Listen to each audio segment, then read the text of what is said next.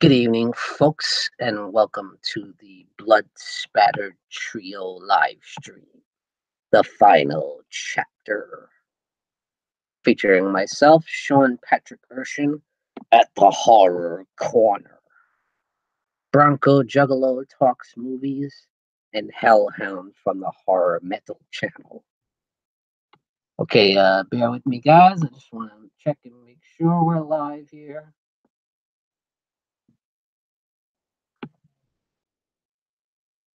All right, I do see myself on YouTube, so I know we are, in fact, live here on YouTube. So let me send out the invites to my buddies Bronco Juggalo and Hellhound.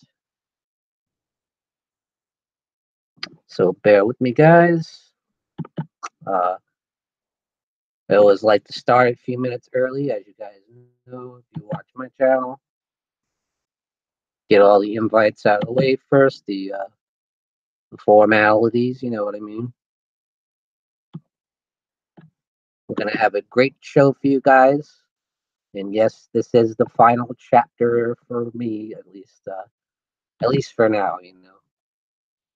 You never know what can happen in the future, but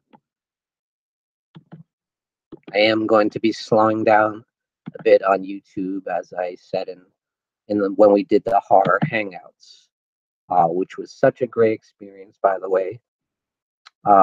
Thank you so much for everyone that was involved in the horror hangouts, the final episode of the horror hangout live stream. That was an awesome experience, and I think it was probably our best episode.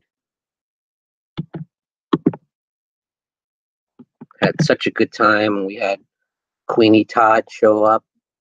You had the horror miser Monty G, of course Hellhound, Bronco Juggalo. We had the return of Horrific Nightmares JM.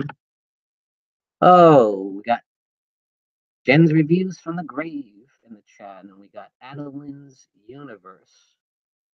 Welcome, guys. Welcome to the Blood Spattered Trio live stream. All right, now I'm going to copy and paste the link to Facebook Messenger. And then we should be good to go in a few minutes.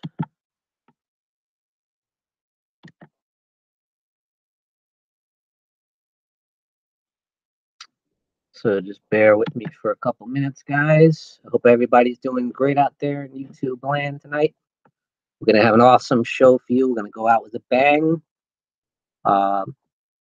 Like I was saying about the horror hangout, I felt like the Blood Spattered Trio also deserved a final episode, a final chapter, if you will, you know. And that was something that we created on our own, you know. It was a very great experience. So I feel like we deserve closure for the Blood Spattered Trio as well. So I'm glad we're able to do this last episode for you guys. Oh, we got the Trash Picture Show in the house. Have you checked Kingdom on Netflix? No, I haven't seen that one. Adeline's Universe is a new subscriber to my channel. Well, thank you for subscribing, Adeline. I appreciate it. I'm getting close. I'm almost at 400 subscribers, guys. I think I got 8 more to go. So that's exciting.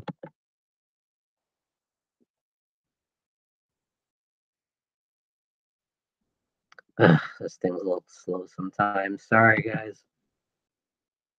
All right, I'm posting the link on Messenger right now, so be on the lookout.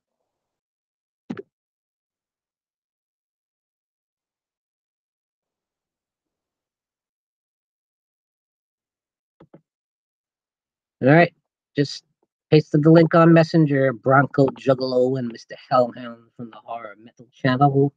Hope to see you soon,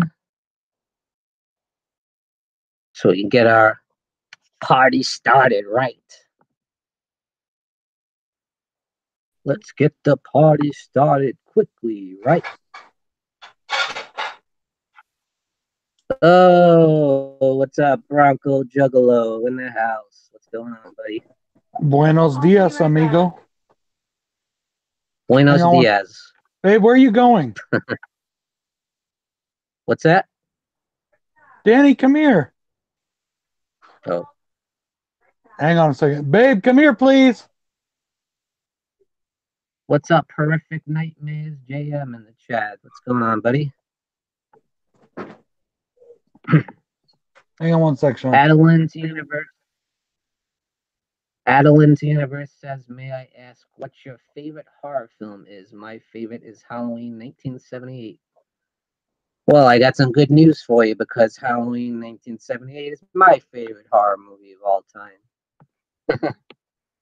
What about you, Bronco? Why don't you let her know?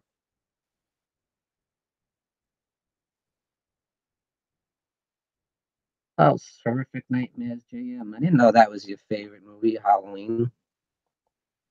Did you know that?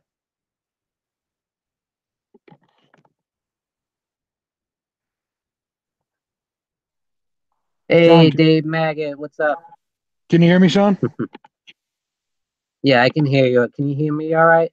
Yeah, just fine. I put you on mute. I put myself on mute for a second to talk to my wife. All right. I don't have the chat Did up you yet know that? because I'm trying to upload a video.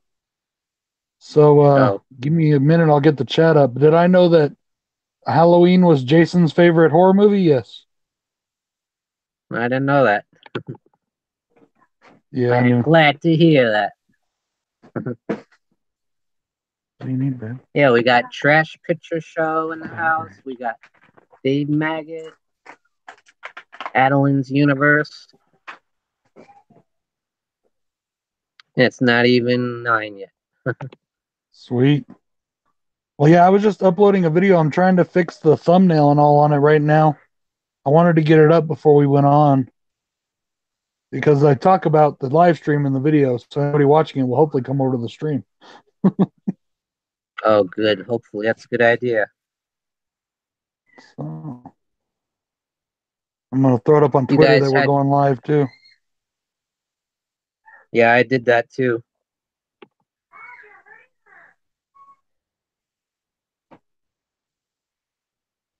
You guys did good promos for that. I was happy with that. Appreciate that. Well, guys, this is the final chapter, at least for now. Never say never. You never know. Yeah, you never say never, right? I've been watching a lot of James Bond lately. You never say never. You know, I don't think I've ever told anybody this, but when I first decided to do YouTube channel, my very first idea for a review or for a video was ranking every single James Bond film, and I still plan on doing it Wow. eventually. Yeah, I have them all. Yeah, I've got them Quite a all. I love task. them. You know. Me too. I always love them. Oh, we got Phantom Banshee in the house.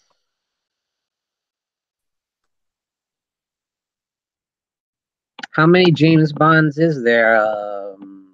There 27. There's 24 official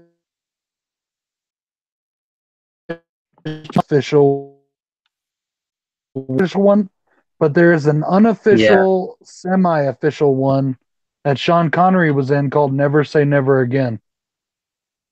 Yeah, and there's also one called Casino Royale with Peter Sellers. Yeah. Right, exactly. Yep, with Peter Sellers. And that one was a TV movie, so it's not really considered like. And even the one with James Bond, or even Never Say Never Again, is not considered one of the canon ones because it's not part of that. You know, that what happened there was the original writer, or not the original writer, not Ian Fleming, one of the original screenwriters and directors or something of Thunderball sued for the rights of the story, and he won, even though it's an Ian Fleming story, and they Saltzman and Broccoli own the Ian Fleming brand. So I don't know how he won, but he won, and they did a new movie. Basically, it's basically a remake of Thunderball with an older James Bond, and that was with And the only reason Sean Connery did it is he was mad at Saltzman and Broccoli at the time. And that actually went head to head with Roger Moore's James Bond. Remember? Octopussy. Same year. Yeah. It went head to head with Octopussy. Right. Yeah. Mm-hmm. I love James Bond. I actually like both of those. Yeah, they're both pretty good. Like I said, it took me forever to find Never Say Never Again. I got it on eBay and I think I paid like $35-$45 for it for the DVD. I mean, I don't know what it goes for now, but it cost me a lot at the time. It had Kim Basinger in it. Mm-hmm. We got Cadaver Club in the house. Everybody in the chat, give me a few minutes and I'll turn the chat on. I'm trying to put these finishing touches on this video. So you got a 500 subs contest coming soon. Oh yeah, brother. And let me tell you, the prizes are good. I mean, you know, my goal is to get as many people as I can. That's my ultimate goal, just to be as many as I can, as big as I can. And that's my honest opinion, because I always want to be very successful in anything I do, but being at 500, that's something I never imagined would have happened. You know what I mean? Like, I didn't imagine ever getting that many. I can't believe I got to 100, let alone 5. So the fact that I've got 500 subs, that's a huge thing for me. So I decided this is going to be a big contest. The prizes, I'm not gonna give it away just yet, but I'll give you guys some hints. 2 of the prizes, there's going to be 4 total prizes. 4 prizes, all going to one person. Winner takes all. 2 of the prizes are personal items from myself, 1 from me and 1 from Bill. Wow. And we're going to autograph them, even though I know our autographs aren't worth anything. We're just going to do it for fun. So, wow, can I have your autograph? I've actually been asked already a couple times, which I thought was hilarious. You have? Yeah, I thought that was so weird. You're a superstar. Thank you very much for joining me. Oh, I wish. No, I'm not. Not even close. Like I said, I was just talking about Sean Chandler. He's got 87,000 followers, and he just quit his job to do this full time. I wish. That'd be. But the other 2 prizes are going to be very awesome items. One is from Halloween, and one is from Friday the 13th. Nice. And they're going to be very cool. I'm almost at 400. I got like 7 or 8 away. Yeah, dude, that's awesome. Yeah. Oh, where's Hellhound? Oh, he's probably still getting ready. Yeah. Yeah, I just got home like 10 minutes ago. I'll paste the link. I'm sorry, what'd you say? No, I'm sorry. Go ahead. I didn't mean to interrupt you. No, I was just going to say I'll paste the link to his personal messenger. Maybe that'll... He probably getting ready, like you said.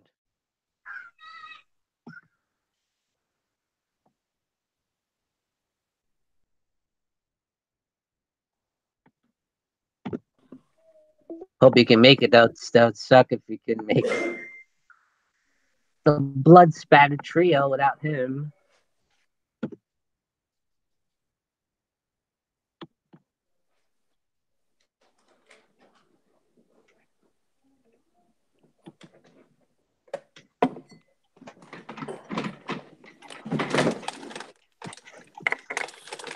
There he is. Snap. What's up? He brought the cheese whiz. Just by you. Right. We were just talking some shit. Yeah? Just kidding. Well, it's 9 o'clock, so everybody, welcome to the Blood Spattered Trio live stream. The final chapter. I gotta turn on my brightness. Hold on. The final chapter. Featuring Hellhound from the HorrorMetal channel and Bronco Juggalo Talks Movies. Welcome everybody to the Horror Corner.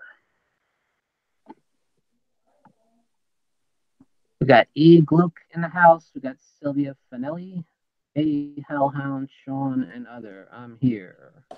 What's up? Hellhound, Sean, and other? Really? Yes. Who said other? Remind me to boot them out of the chat. Other. Yeah, I'm so booting them out. Guy? Who said that?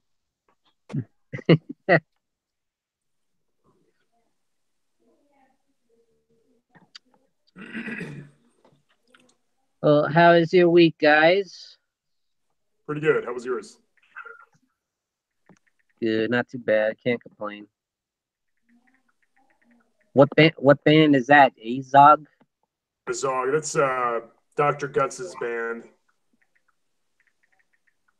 My buddy on the Into the Pit show. I was actually in the band briefly. Yeah, I was jamming with them there for a while. But oh yeah, I've seen him on your show. They're really good. Death metal. Nice. Yeah, I was playing for them briefly, but then the original lineup when did they start? They've been around for like a year now, I think. Yeah. He's been doing stuff under that name for a while, but I'm just downloading the YouTube app so I can keep up with the chat. Yeah, we got the chat going on. Oh, he's downloading. Yeah. Nightmares. Delete it after the live stream's over. I just opened the chat up. For those people that don't know who I am, follow my channel. You will soon find out. If you don't know Bronco, he's at 500 subscribers. Yeah. I'm just playing, Sylvia. I'm not mad. I'm just playing. I ain't mad at you. If you don't know Bronco Juggalo, shame on you. Yeah, really. Especially if you're watching my channel. I've told you to subscribe to him enough times.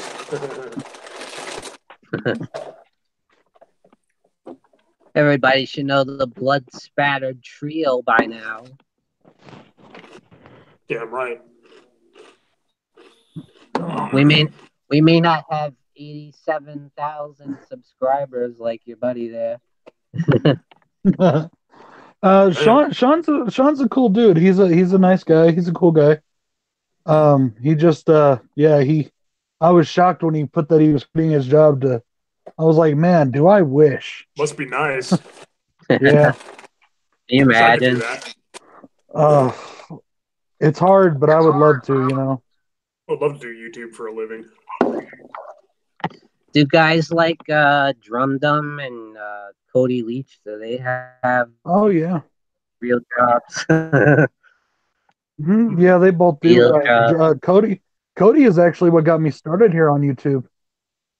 Cody got me started on YouTube. I started because I disagreed with him.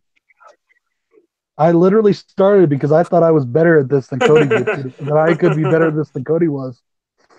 And I was a jerk. I was being a jerk, man. And I went onto his channel and I ripped him a new one on his own channel. And I was being an asshole. Yeah, I was being an asshole. And he came on and he came on and started talking to me, and we just started talking, and then we became like, you know, cool, and then we became kind of like internet buddies, and then I was like, you know what, I think I could do this. And then I could do that.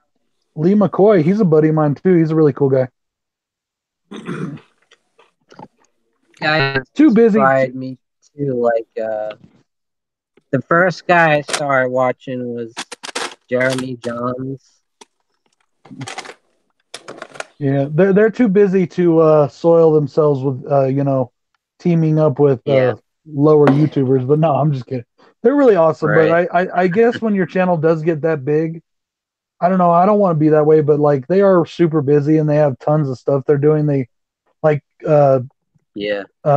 Lee plans his whole year out in advance practically, you know. It'd be hard to keep up with the viewers. True. Eric, hey Internet Eric here is here. Our devil. It's taking forever to download. Damn. Come on. Can't stay long. Just wanted to wish Sean well on his final stream. Thank you, man. I appreciate that. How did you like Mr. Holland's opus, Eric?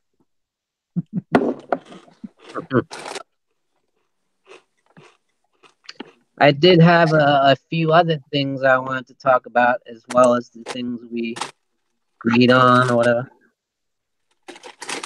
Yeah, go ahead, bro. So, just a couple little things, and then one big one.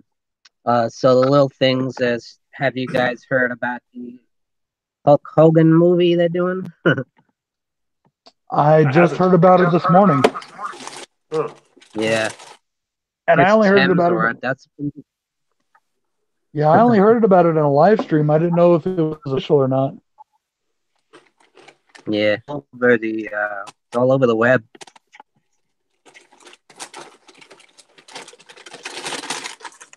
What do you think about that? Chris Hemsworth playing the Hulkster. Is he? Really? Oh, wow. Yeah. I think they look nothing alike, and how the hell's he going to pull that off? I mean, Hemsworth's like a pretty boy. He's a big dude, but he ain't near as big as Hulk Hogan was back in the day. Yeah. He might have to do some juice. Here we go. It'll be pretty cool to see them get into some stuff like Macho Man and stuff like that.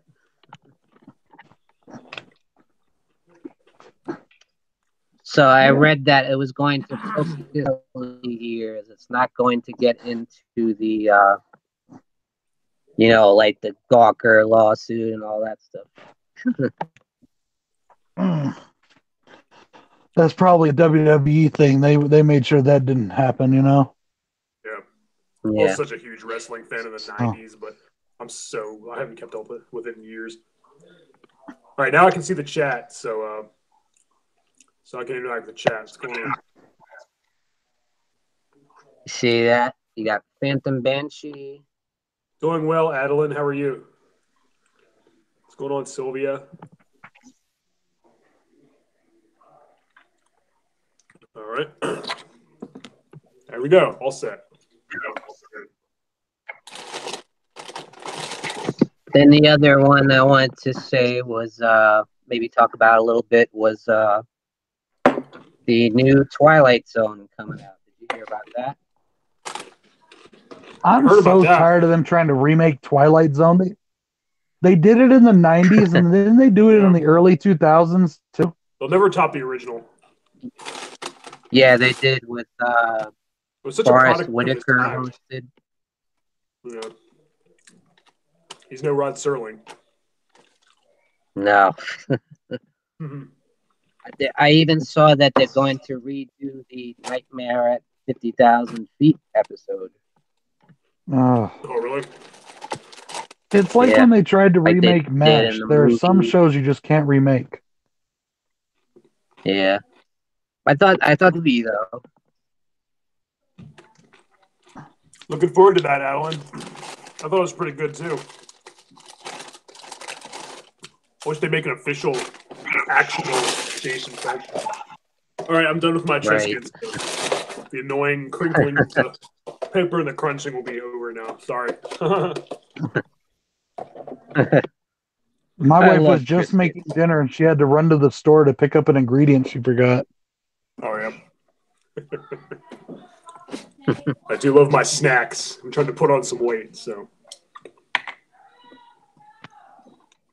I have mixed feelings about the Twilight Zone franchise. Some things about I like and some I don't. Yeah.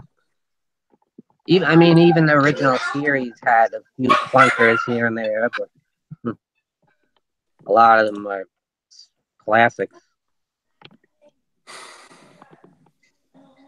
Yeah, true. What would you guys say your favorite Twilight Zone episode is? Oh, man, probably either Talking Tina or Nightmare at 20,000 feet, 30,000 feet, whatever it was. The one with William Shatner and the gremlin on the window, on the wing. That's classic. So many good ones. Yeah, I honestly many. couldn't tell you because I really don't remember a lot of them. It's been a while since I watched them. I have to watch those again. I watched them, but Talking Tina. My at the time when I did watch those, it was on like Nick at Night. Remember Nick at Night? Mm-hmm. And then but I was way more into and even as a kid, I used to think this too. I used to think that it was a ripoff of Tales from the Crypt. Even though it was it's funny because when you're a kid, you only think about the thing you like the most as being the best, so. You're only years or so. It was a ripoff of Are You Afraid of the Dark, okay? Get it right. Yeah.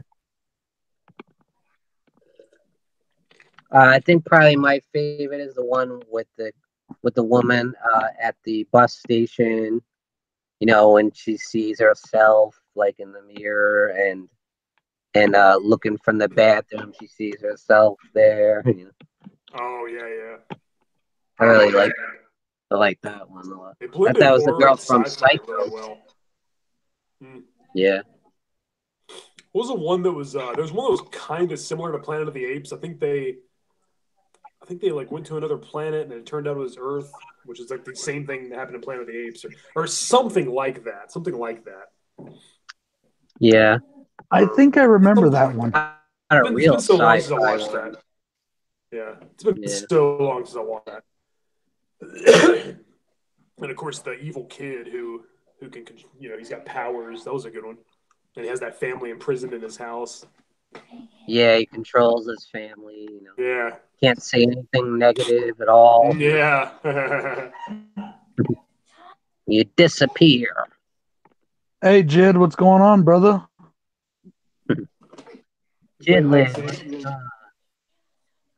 Hey, I just want to remind everybody in the chat, just a quick reminder. Guys, don't use words like subscribe or support because then YouTube steps in and starts monitoring. And also, if you do give somebody your support, make sure you go to their channel and leave a comment on a video, or else with the new YouTube rules, you will be purged if you don't. They will take you off the channel at midnight. You can't tell people to subscribe to your channel. Is that what you said? You can't. We can ask people to subscribe because we're doing the stream. But in the chat, if people use the word subscribe and support, YouTube sends in a thing because they think it's spamming. They think people are spamming. Then it goes to their spam folder. Yeah, you're right. Exactly. Yeah, some people were in my spam folder because of that. I noticed I had to go filter. I had to go approve a bunch of comments that I shouldn't. But also remember too, if you now with the new YouTube rules, if you subscribe to a channel, but you don't go leave a comment and watch at least 30 seconds to 2 minutes of a video, they will pull your subscription. They will drop you from the subscriber list. No, you can't use the word sub either. I didn't know that. Now, you can ask people to hit you up, or you can ask people to give you some love, that kind of thing. Yeah. So. Right on. Yeah, I don't even know any of these rules, about monetization and all that crap. Yeah, I just learned about it. Not too long ago. So. I don't even pay attention. Good to know. Probably should. All right, so final chapter, final nightmare in the Re-Animator trilogy, right? Yeah. Friday the 13th. They're even and they where do did he censor begin? comments. Nice. They censor our comments too. I get comments that I have to approve if I want to go through. Like Dave just left a comment and I have to approve it if I want it to go through or not. Oh, really?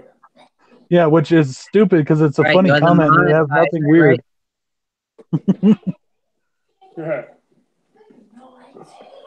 You can take advantage of monetizing the chat. Once you get 1,000 subscribers and 10,000 hours of view time, you can. It used to be you could do it automatically, but not anymore.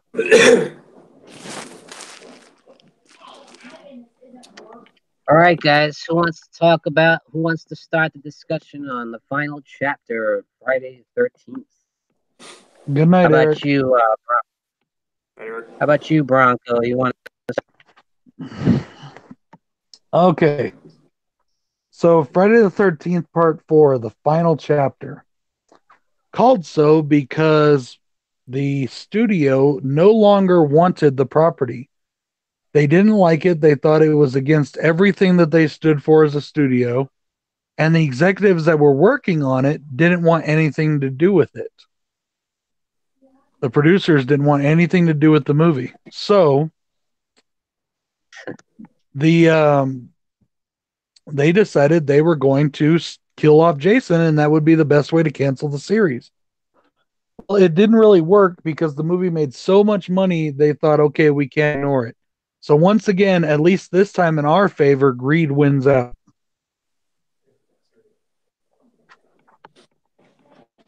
Boy, were they wrong on that, huh? And it was the last one. They never made another one after that. Being one of the most successful ones. And they never made another one. That was the last one. Yep. The last one ever. Yep. We never saw Jason it's called the final again chapter, after that. So they obviously never made another one. Well, if you remember too, Jason Goes to Hell is also called The Final Friday. After that, yeah, that's right. Neither of them ever had a sequel after even that wasn't. Yep. How about the return of Tom Savini doing the gore effects in the final chapter? He bowed out of part 2 because he didn't like the idea of Jason being the killer, but yet he came back for 4. Yep. And he did some of his best work there, especially on that, that classic final scene there with the machete and that head. Sick gore effects, and his head slides down the machete. Love it. That is so classic.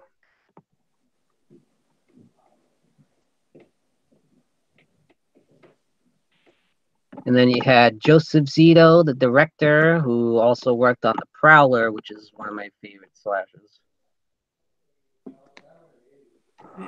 Yeah, he did a great job with The Prowler as well. I have very mixed feelings about The Prowler. Yeah? Yeah. Those are amazing, but there's like no story to that movie whatsoever. It's basically just the kills. Yeah, there's all that backstory about the guy whose woman broke up with him, and then like when they finally reveal who it is, I won't give it away. When they finally reveal the killer, it's like there's no oh, it was him, or oh, it was just like, oh, that's the killer. Yeah. And then, I think they just put that in there to give the kill something to stand on. Yeah, exactly. They never go anywhere with it. Have a good one, Jason. Later, Jason. Love you, bro. Who's done it? Yeah.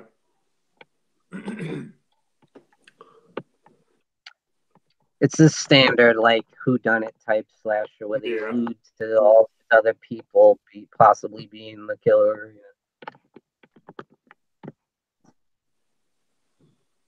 Indeed. And then you had, of course, Corey Feldman and the first appearance of Tommy Or he was Jarvis. annoying. He was annoying. Before he was annoying. That was before he was annoying. Oh, He was before awesome. he was annoying. He was awesome in the 80s and Lost Boys and Gremlins and Oh yeah. Me, and he was awesome. Well, he was awesome in this one, anyways. I loved him in the 80s. I loved him when he was a kid. When he became an adult, he became annoying. He's cool now, but he was annoying there for a while. In the 90s, he was annoying. Now he's cool again. I liked him as Donatello. Yeah. Or what? Yeah. Good in that. Hey, Mikey, what do you think about Splinter? Yeah. They did the voice in parts 1 and 3, I believe. What was up when he was like conjuring Michael Jackson for a while? Remember he was wearing the hat and he grew his hair like Michael Jackson. when I saw him at Comic-Con and when I saw him in Albuquerque Comic-Con a few years back, that's what he was wearing. Really? Yeah. Yeah, like when he was in like Bordello of Blood and then Puppet Master versus Demonic Toys. Yeah. Oh God.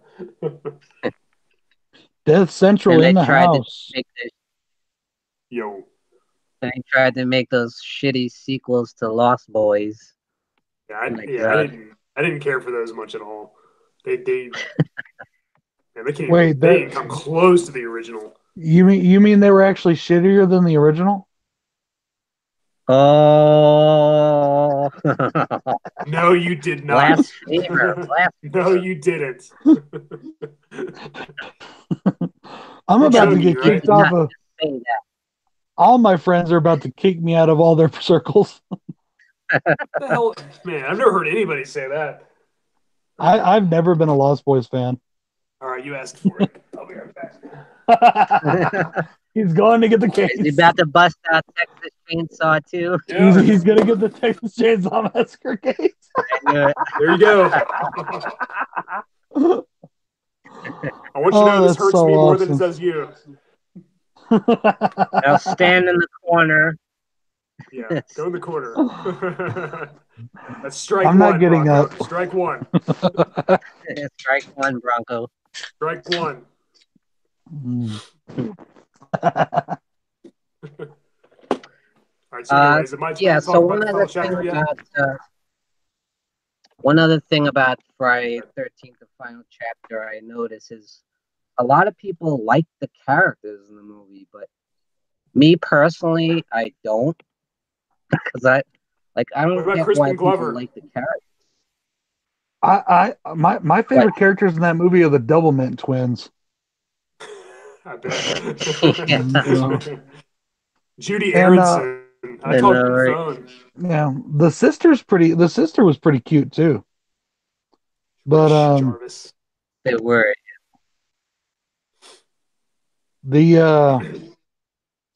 Crispin Glover and his friend Ted. Yeah, Crispin Glover, the little Crispin Glover dance, that was hilarious. Yeah. I love the movie. I love that movie. There is one issue I have with that movie, and it's an issue you shouldn't have in a Friday the 13th film. It's an issue with one of the kills. And it's the kill. What's the guy's name that's searching for his sister? What's his fucking name? Paul? Was it Paul? I don't fucking remember. Sister's name. No, Paul's in part 2. His sister's name was Sandra. His oh crap, I'm gonna. Well, that guy, the guy that's searching for his sister, right? Yeah, I know who you're talking about. Rob. It was Rob. Dave's right. It was Rob. Okay, thank you, Dave. When I don't even remember the name of the character. He knows memorable. Okay, first you have the horror cliche. He knows the killer's in the basement, so he goes down to the basement. Dumb move number one.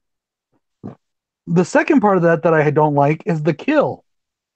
You can't see anything. They filmed that part it's so dark. You can't see what the hell's going on. And it could have been a really awesome moment that they really fucked up in that movie. And I just don't understand that. The rest of the movie is really awesome all the way around. But that one part they fucked up. Up until that point. I thought he was a cool character. And he seemed like pretty competent and like up until that point. Then like he just became a dumb, typical cliche. Yeah, that's the one thing that drugged the I like movie the down for me subplot. just a little bit. I Him mean, searching for his you know, sister. Yeah, she yeah, was Sandra. She's the one who and died in part 2. they utilized that again in the remake. I mean, Yeah. Dave Maggot says the lonely death of useless Rob. Yeah, pretty much. yeah. Yeah, he really did a lot. He really avenged his sister's death. Actually, it was actually The better in other the part remake that because the guy was the main. He was the main character, and he's yeah, revived. Bill And hates him. fought off Jason. Bill hates that guy because he was pretty useless. Like, you didn't think so. Think about it. But he had a rifle in his tent, but instead he takes the machete with him instead. Yeah, really. It was like it was like Jim Ogilvy from know, The Stepfather. Yeah. It was like Jim Ogilvy from The Stepfather. All that build up, and he's gonna go get revenge, and then as soon as he shows up, Stepfather stabs him. It's like, oh wow, all that build up for nothing. Yeah, like, all that build up. It's so out of nowhere. That's what it reminds me of. Mhm.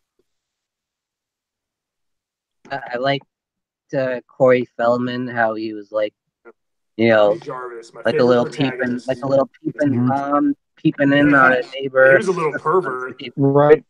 Yeah, he's a little perv. Watching them at the lake, normal 12-year-old or however old he was. Yeah.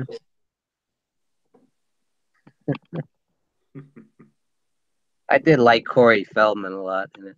Oh yeah, he was awesome in the 80s. I loved him when he was a kid. He was like one of my favorite actors. Yeah, and then the drugs happened. Yeah. And the As drugs. With most child stars. Well. Oh yeah, yeah. That's pretty much why he did, doesn't it? It sucks. Yeah, it sucks about him. I liked him a lot too. And he was in a lot of classic '80s films. Mm-hmm. Oh yeah. Silver Bullet, Lost Boys. Yeah, yeah, Lost Boys. Mm-hmm. What'd you guys think about his sister Trish there? She was cool. She was one of the better female protagonists in the series, I think. Final girls, I guess. You think so? That's all you think about. I liked her better than Chris. I liked her better than Dan Kimmel. I want to know what happened. I want to know what happened to the mom. Is it deleted scene? What happened to the mom? Deleted scene that shows her dead in the bathtub, I think. Does it? Well, wait a minute. In the bathtub, she was outside though.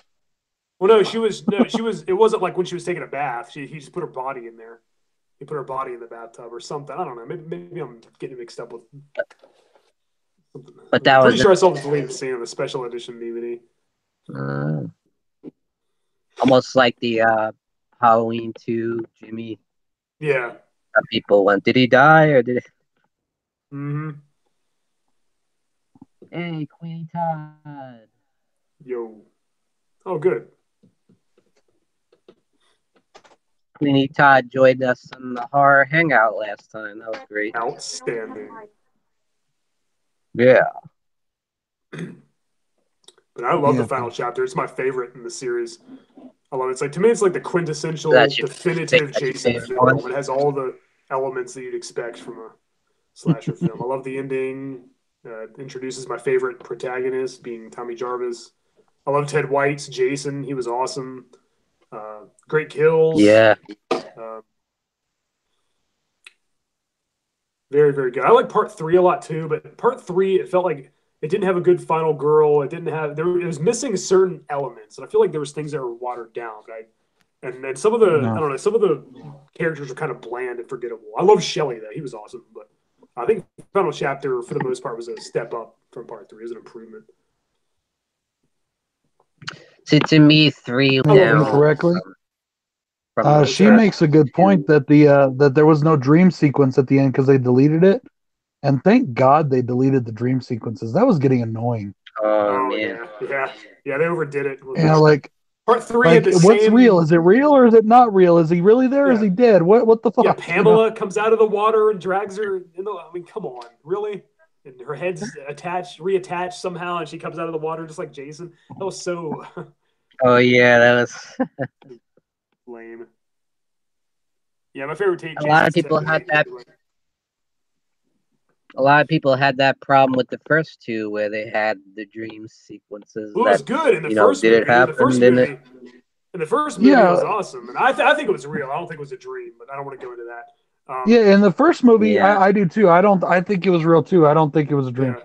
In the first, as a dream at the time, but for the sequel, the hospital scene afterwards, the hospital scene bugged me too. It seemed like every time at the end, they're always going to the hospital at the end.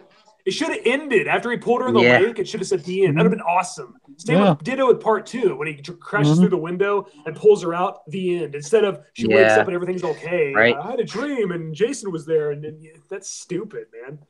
Just left it there with him jumping through the window. God, man. Yeah. That should have been. Well, I still want to know how Jason. I want to know where Jason found the all-night barbershop to go and get his haircut. He stole a. Yeah, that's he had no hair. Yeah, in 2 he has hair. A lot of hair in part 2. He was like a mountain man. Had a beard and a long hair. He was completely bald and clean shaven in part 3. Yeah, in 2 he was all hairy and stuff, and it's the exact same night that's in part 3. And it's like it was in style. I think he found a razor or found something. Yeah. Or maybe just ripped his hair out. I don't know. Hey, Grindhouse and James Grimm, how's it going, guys? Yo. Grindhouse. Derek Mears. Two very YouTubers right there. Grindhouse Grotto and the real James Grimm. Derek Mears is his name. And We got Death Central too. Yeah, Derek Mears is my favorite Jason. Him and CG Graham are pretty much tied. Yeah, CJ Graham. How about Ted White? Ted White, CJ Graham, Richard Brooker, and Kane Hodder are my top 4. Boo, Hodder, boo. No. Yeah. We know. Hey, you might be happy. You might be happy with me come next week. We're going to do that 50 subscriber contest. We're going to do that 50 subscriber contest on Wednesday, and I think you're going to like one of the prizes. Oh yeah. So looking forward to seeing it. Have to do a Kane Hodder. Yeah.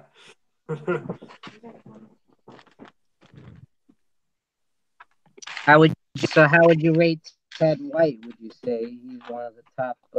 He's the best. Jason's? He's the best. He's the best. The best. Everybody after him, everybody who played Jason after him was inspired by Ted White, I think.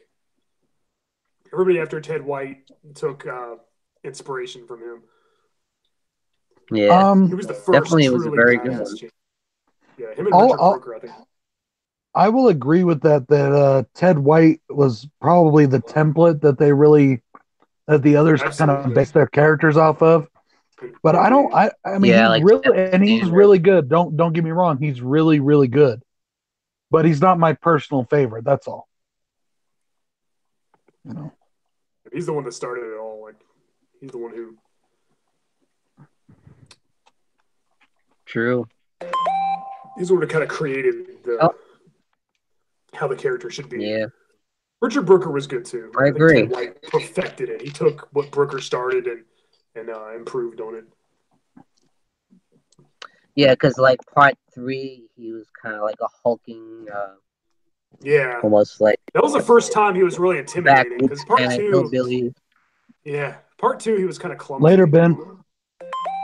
Yeah, true. Is that your phone, Hellhound?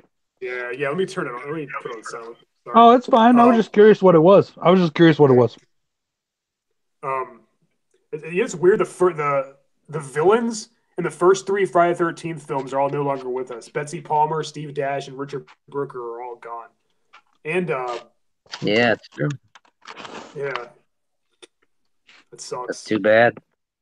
Yeah. I'd love to get all their autographs. Me too, absolutely. Shit, my roommate had a bunch. God, he has so many. He has a great autograph collection. That's one thing I never really got into. It's always something I wanted to do, but I really got into autographs. He's got Steve Dash, and he's got a bunch of them. I couldn't even tell you what he's got. My old roommate. Yeah. Recently, I've been getting into that. Yeah. I've got a few, but mostly comic book artists or the autographs I have. Comic books signed by. I have some of those too. Yeah. Grindhouse. Grindhouse Grotto. Autograph. Me too. I've got two. You really? That's cool. Nice. I don't have Stan Lee's. I wish I did. I've got 2 Stan Lee's, and I got Rob Zombie's autograph. I got that way before Halloween came out. Cool. I got Rob Zombie's autograph too. It says, "Bronco Juggalo, thank you for being so nice to me, Rob Zombie." I bet. Why? Is that the same thing Kane Hodder said to you? Yeah, Kane Hodder just said. If I ever meet him, I'm gonna tell him about you. Oh, I already plan on it. Yeah. Grindhouse said that he didn't like when they added the jacket to Jason later films. They actually added the jacket in part 3. It was just a smaller jacket and it was fully buttoned up. Yeah, because he had the overalls in part 2. Mm-hmm. Like a hillbilly mountain man. I liked that look. I liked the bag on the head and everything. The potatoes. I hated the bag head. Yeah. I loved when he got the mask. Well, yeah, oh yeah, the hockey mask is definitely better and more iconic, but I like the. I thought it was scary, but I guess it kind of had been done before with the town that dreaded sundown. And it looked a lot like the killer in Town that dreaded sundown. Yeah, but so the hockey mask made it more, Jason. More original. Yeah. All right. What'd you guys think about the song, the way it was shot? I thought it was shot very well, very dark. Very well. Very creepy. Yeah. Very atmospheric. And that's why that one scene bothers me so much, because the rest of the film was shot really well. I mean, yeah, one scene was too dark to tell what was going on. Mm-hmm. True. It had some good atmosphere, though. Some of the best in the. Definitely. So the best visuals, the best scenery. I think the best scenery is the first movie. I think the first movie had the best. Scenery. Yeah. Part 4 comes close. The part 6, the beginning. Like when it rains, like when they show it in the dark and the rain. Yeah, yeah. I like how Jason was quite a prankster in part 4. He nailed the bodies to the door and stuff, and where he put the bodies was funny. I heard that Ted White didn't stand Corey Feldman in real life. I heard they didn't get along. Yeah, I heard that too. He thought he was a little brat. He thought he was an annoying pest. Wow. Yeah. And he that one I guess with Judy Aronson when she was in the raft and she was naked and it was freezing cold. He actually stood up for her. He said she's gonna freeze to death. He's like, somebody needs to do something. It's weird. Jason was one of Jason's victims was saved by Jason. Right. Yeah. I did hear about that. Funny. Yeah, I always thought that was cool. That was nice of him to do that. Yeah, that was nice of Jason. Jason's such a nice guy, that Jason. I know. What a swell guy. You want to bring him home to mom? Yeah. He didn't want her to get pneumonia. He wanted to kill her himself. Yeah.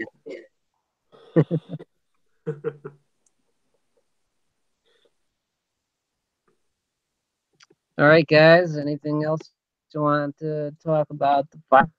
Is it where do you rank? We have to. In your rank? I mean, we have to talk about that awesome death scene. We have to talk about that awesome death scene. Which one? Which one? Final. The Jason death. I mean, Jason's death. Oh yeah, the machete in the head, and then it slides down. Yeah, that was. I love that. That was one of the coolest things. I mean, that alone made the movie worth it. Absolutely. And I will say this: with all the continuity errors in this franchise, at least when they brought him back in 6 as a quote-unquote zombie or Frankenstein Jason or whatever you want to call it, he was gone. They didn't just say, "Oh no, he didn't actually die from that." Yeah, at least they Yeah. did acknowledge that he did die. You Yeah, know? they didn't retcon it and say, "Oh, he survived. He was in the hospital in a coma or something stupid like that." Yeah. No, they brought him Good back as a point. zombie because he was dead. You know. Yeah, he was dead. I love that opening in part 6. In the cemetery. Oh, and dude. Yeah, I love that. Jason. That's the best opening. So in One of cool, my even though it's favorites. ridiculous. You know, It's completely I ridiculous. almost agree with that. I almost agree with that, and I know this is going to sound so weird, but I love the opening of part 8. Me too. I don't know why, but for some reason, like even though I like that movie somewhat, it's fun. You know what I I mean? love it. It's not I my love them all. favorite by any stretch of the imagination, but it's a fun movie. It sure But is. that One of the most opening, fun. when I watch all when I marathon the series, I can't wait to get to that one small boat scene in part 8. You know, it's just so It cool. opens in the city with Darkest Side of the Night playing. Mm-hmm. Yeah. My favorite, he, when he's walking through the city and he goes by those punks and kicks the Yeah. radio, and then he shows us. Yeah, It's cool, man. It's cool. Yeah, that's Bill's favorite part that. too. That was awesome. That was one of the best that's moments Bill's of the entire favorite part. series. I love that. Another part was pretty badass. When he Adeline wants to know what our least favorite Jason film is. 9. Part 9, yeah, we know. In part 8, did you know that the when he goes into the diner and he throws that big old dude, did you know that was Ken Kersinger? Ken Kersinger, yep. Yeah. I bet And he also Kane Hodder loves that scene. Kane Hodder loves that scene. He watches it over and over and over. That son of a bitch replaced me. At least I got to throw him against him. Supposedly they're very good friends, and when they told Kane that he wasn't going to be in Freddy versus Jason, he told them they should use Ken. Supposedly. Yeah. And I guess Ken actually played Jason in part 8 as well, because he did. Kane hurt himself. That's right. Yeah. Ken that. Puppy Dog Eyes Kersinger. Puppy Dog Eyes. His expressive, emotive eyes throughout Freddy vs. Jason. He was like those sad eyes. I always think it was weird. But definitely part 9 is the worst one. Yeah, Queenie everybody's Todd least favorite says, I don't like Freddy. Jason Goes to Hell. I like them all. My least favorite's the remake, but I like them all. Oh, that's your least favorite? Oh, yeah, by far. It pretends the others didn't exist. Why do I want to watch a movie that says the others didn't happen? Well, see, I've always felt like, and I've said before, I've always felt that you could really make a case for that being a sequel. You know, if it was a sequel, I would like it a little way better. You know, they kind of give you that backstory, that cool, black and white backstory with Pamela. Yeah. Now, of course, they had to use a different actress because Betty Palmer would have been like rushed. what? You know, Betty Palmer would have been really old. Minute long. Yeah.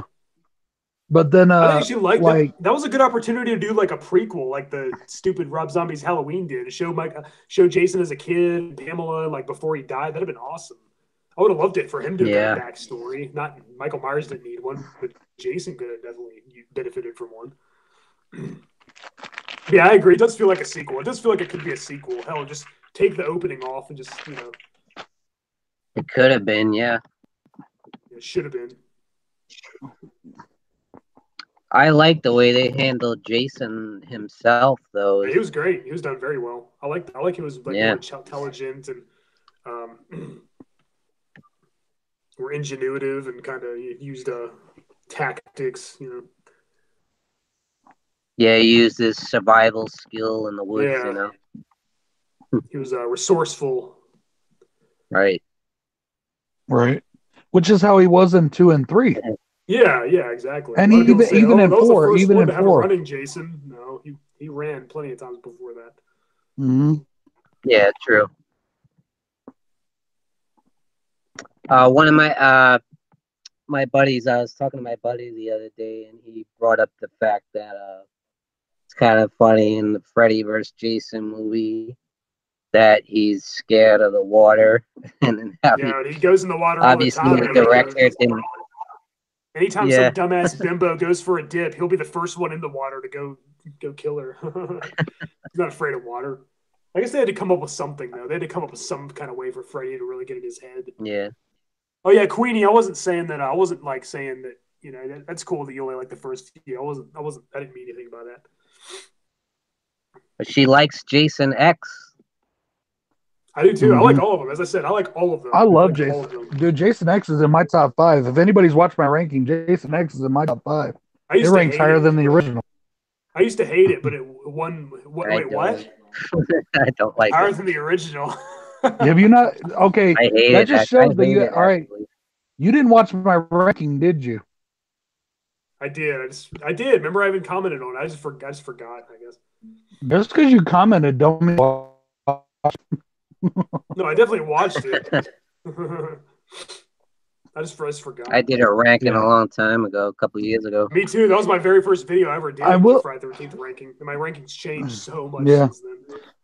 I say this. Don't I've noticed that don't watch those early videos. They're terrible. I will say this. I've noticed that this is the one franchise where the original film does rank lower than a lot of the others by a lot of people. Yeah. You know, like Halloween, Texas Chainsaw Massacre, and Nightmare on Elm Street. The originals are all the best. But right, exactly. I'm not saying. Yeah. You know where Friday 13th. You know where the first one goes in my ranking? Number 1. I think it's technically the best. I think it's the most well-made. I think it's the scariest, the most suspenseful. I think it is technically the best. It's not my personal favorite because it's not. I find the other is more entertaining. I hate Alice. I absolutely hate her. That's the thing. Scary, like you said. It's scary. I like her better than Chris. That's for damn sure. Wait, Chris is part 3, right? Yes. No, I can't even say it. She was. Alice was just so boring and so lifeless to me. I wanted her to die. And she did. She did. Yeah, in part 2.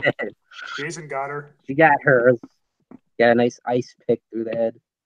Yeah, that was a great kill. Yeah, Adeline. I think the stupidest moment is the end of part 7 where the dad jumps out of the water. I think that was one of the stupidest moments. And then oh god, Jason goes to hell pretty much the entire movie. So. You know, I felt part like 7 is my second worst movie in this franchise. I felt like 7 could have been good. I like it. I mean, yeah, fault. That's not the maker's fault. It was boring, but it wasn't the filmmaker's fault. Gore effects, maybe. I like how Jason had a worthy opponent. It was basically Jason versus King. I like that she has telekinetic powers. I think that was something different. At least they didn't just make the same movie yet again. Right. I agree. But I can understand why people would find it one of the weaker entries. I can certainly see why it is. There are a lot of parts that are kind of dull, kind of drag on. This is Bill's favorite franchise. He couldn't even remember that movie existed. Oh wow! He couldn't remember the movie at all. He's like, "Wait, which one is this one?" And Jason Goes to Hell. Oh, Jason Takes Manhattan, one of his favorites. So I like it too. It's underrated as hell. People hate it only because he wasn't in Manhattan long enough. That's literally that's the only reason. Oh, he wasn't in Manhattan long enough. He was on a boat. Okay, so he was on a boat. It's still fun. Most people say that. He was on a boat. Why do you think I call it? Why do you think I call that movie Jason Takes a Boat Ride? I liked it, but it was still Jason Takes a Boat Ride. It wasn't Jason Takes Manhattan. Yeah. And wasn't it filmed in like Canada or something? Yeah, Vancouver, I think. Yeah. There's some shots in Canada and LA. Only the parts in Times Square were filmed in New York. Yeah, only the Times Square stuff was actually filmed in New York.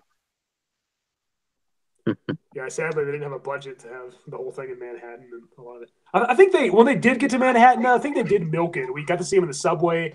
We got to see him in the restaurant. I think they did really milk it in the sewer. We got to see a lot of stuff happen. It wasn't like it was just, Oh yeah, that's my favorite part when they actually get there. Yeah. Oh, I love it.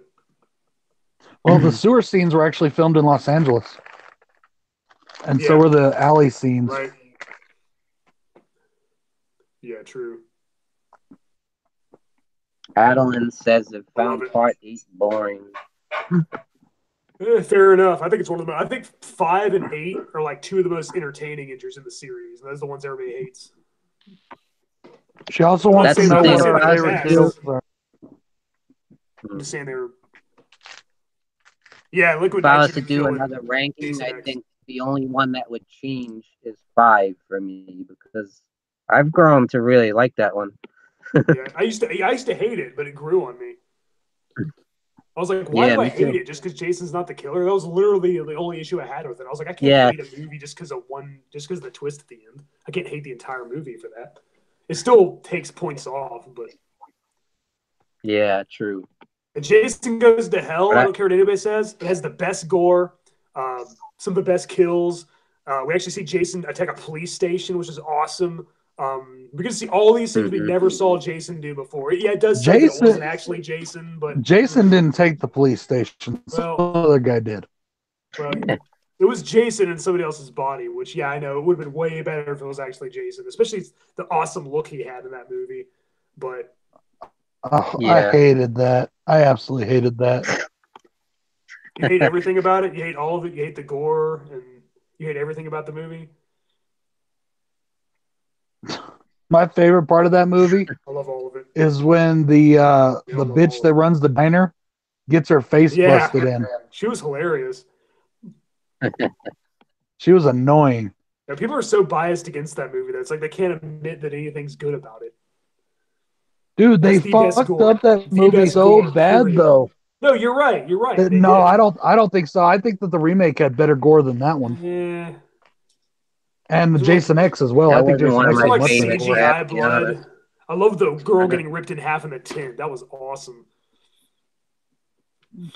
They did use some CGI, but they mixed it with practical very well, and they did really good. I hate CGI blood. CGI blood just pisses me off so bad. Why would you use CGI for blood when you can just use fake blood? It'd be so easy. It's a liquid that sprays. It's movie.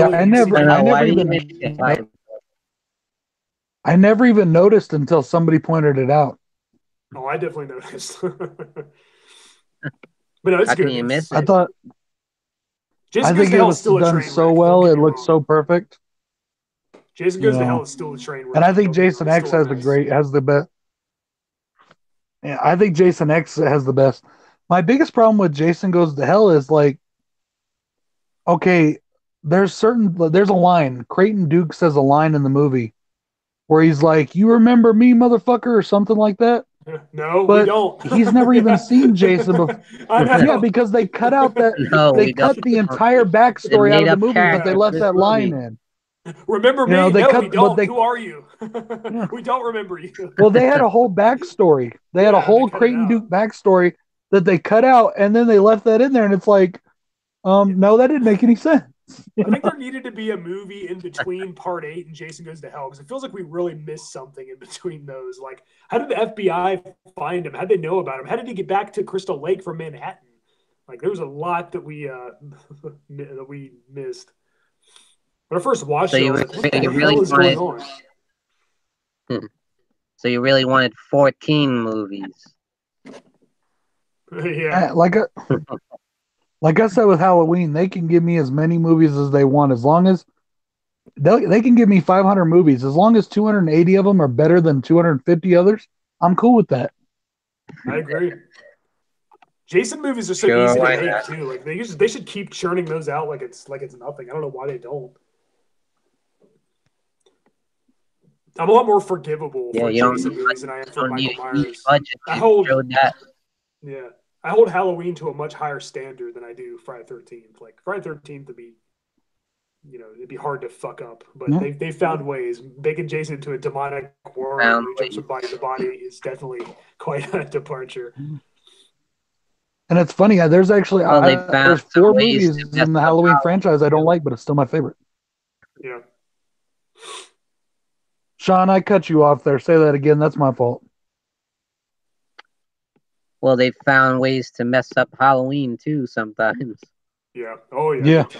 I'll be right back, you guys. That's what I was saying. There's 4 movies in the Halloween franchise I can't stand, but yet I I love that's still my favorite franchise. I mean, Oh yeah, I love them. I love them both, but yeah, of course, if I had to pick one, I'm gonna pick Halloween is by far my favorite because the great ones are so great, right. and a much higher, I think, a higher quality than even the best Friday 13th. Right. I agree. And I still don't understand why people give 5 and 6 crap, because those are good movies in my opinion. Oh, I totally agree with that. Halloween 5 had the annoying Tina character. I didn't like how Danielle Harris was mute for most of the movie. Donald Pleasance even seemed like he was phoning it in. I hate the Thorn shit. I hate the Michael Myers cries. I like the Man in Black stuff. I thought that was interesting. I didn't really mind that. Part 6 is too convoluted. There's just too much going on. It's too much of a mess. It's like that's the Jason Goes to Hell of the series, in my opinion. Kind of, yeah. They screwed with his origin too much. It's too complicated. Yeah, right. They try to explain too much of his background, Yeah. But Michael doesn't really need all that explaining, No, he doesn't. He's scarier without it. You don't know. The less you know about him, the scarier he is.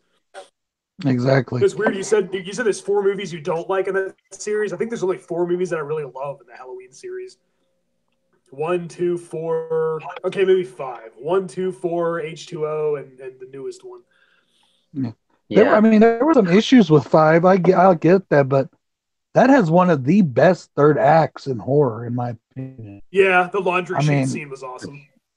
Everything from the car up, when he's chasing them with the car. I agree. And then when I found out that was all real, that they did like the guy that played Michael, Tom Moran or whatever his name is, Don Shanks. Thank you. Yeah. He was a stunt driver, and that he was a stunt driver, and he actually was. And they said that he was right on their heels. They were literally scared. The fear in their eyes was real because they thought the car was going to hit them at any time.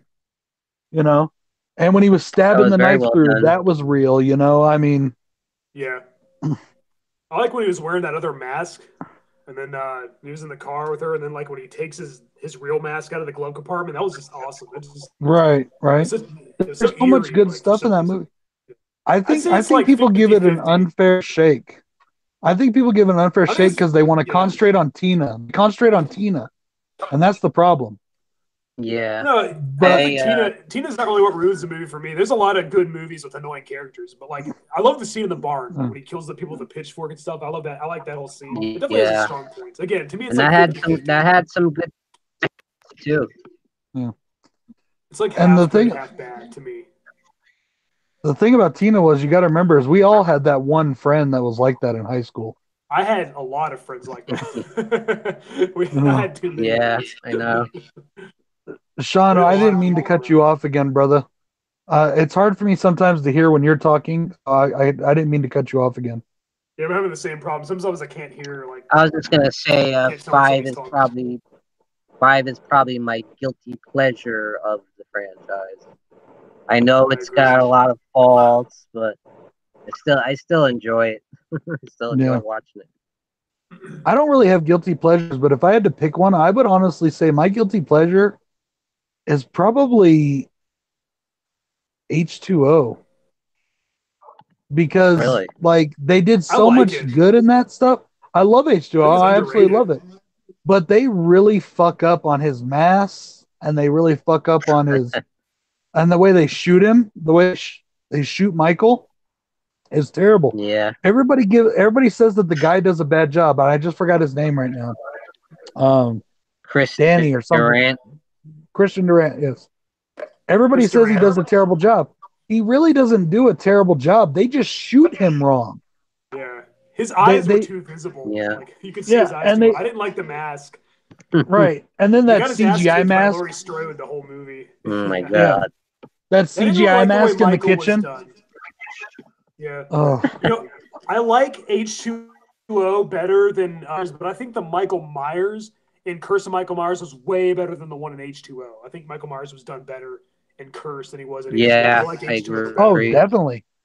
I think H2O. Curse is... Yeah. I mean, The Curse of Michael Myers is my favorite Myers. I mean, James Jude Courtney and Nick Castle are pretty close to second, though. He was very brutal. But I mean, George P. Wilbur is great. He was in part 4 as well, of course. He was in part. George P. Wilbur played him in 4 and 6, and that's right. I still say 6 is his most brutal. Even people say that the Rob Zombie one, but I don't really think so. I still say 6 was more brutal. White trash, gross.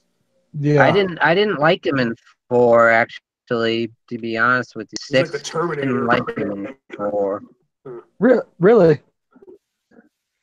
You didn't like him in 4, Yeah, Sean? I felt like he was really stiff and brought much to the character, honestly. Yeah. I do think that he did better in 6 than in 4. I think they let him loose. Yeah, it's too bad to have all the other crap going on. I used to hate H2O. I used to despise H2O. I used to always talk about how bad it is. I used to always say just Michael Myers walking the set of Dawson's Creek, and it feels like a Scream sequel. I used to absolutely hate it. And then I had a marathon one year. Some of that is true. One Halloween not too long ago, and I grew on me. I was like, this is actually pretty good. I liked Laurie Strode. It was very character driven. It was like more than a horror movie. It was like there was more to it. It still feels like a Scream movie, and it still feels like Dawson's Creek, but I do like it. It just doesn't have any balls. There's no balls to it. Like part 6 at least had balls. H2O has no balls.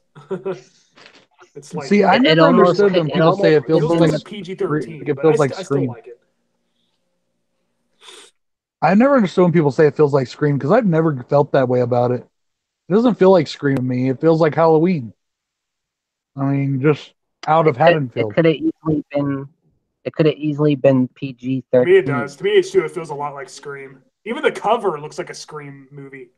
Yeah, the cover does totally. They definitely. Well, I blame that on the marketing department. I mean, come on, you know. Just the feel of it, like the tone, and some of the characters even feel like something from a Scream movie, which is fine. I mean, that's not necessarily a bad thing. I mean,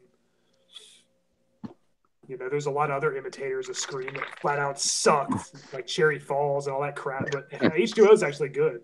Yeah. You didn't like Cherry Falls? It's not the worst thing. You didn't like Cherry Falls?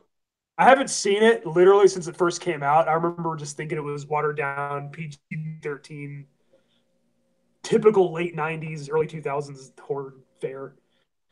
Everybody talks so highly about it, but I've actually never seen it. What? Everybody talks highly about Cherry Falls? Cherry Falls is pretty well respected in the horror world. Really? Yeah. That's a new one on me. Damn. I can't imagine. Lately. Yeah. All right, so we're like an hour in, and I think we've only talked about one of our topics. I suppose we should talk about Re-Animator, right? Yes. Yeah. Yes. Just real quick though, Andrew Bellina just came in, so hi Andrew.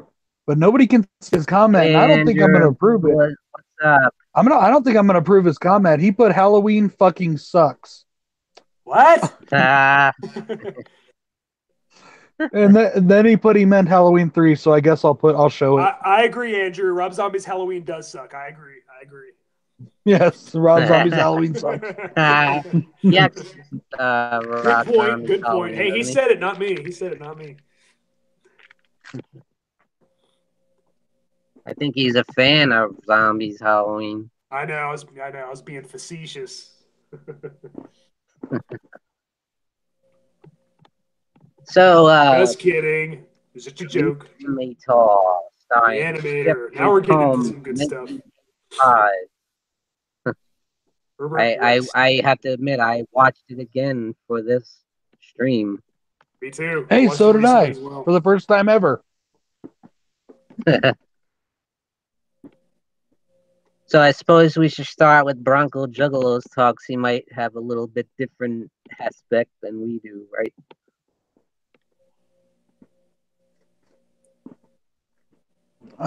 So Bronco, what were your thoughts on Re-Animator? It was good, but once again, I don't understand why people give it the accolade that it gets. It had really good gore. It was funny at times.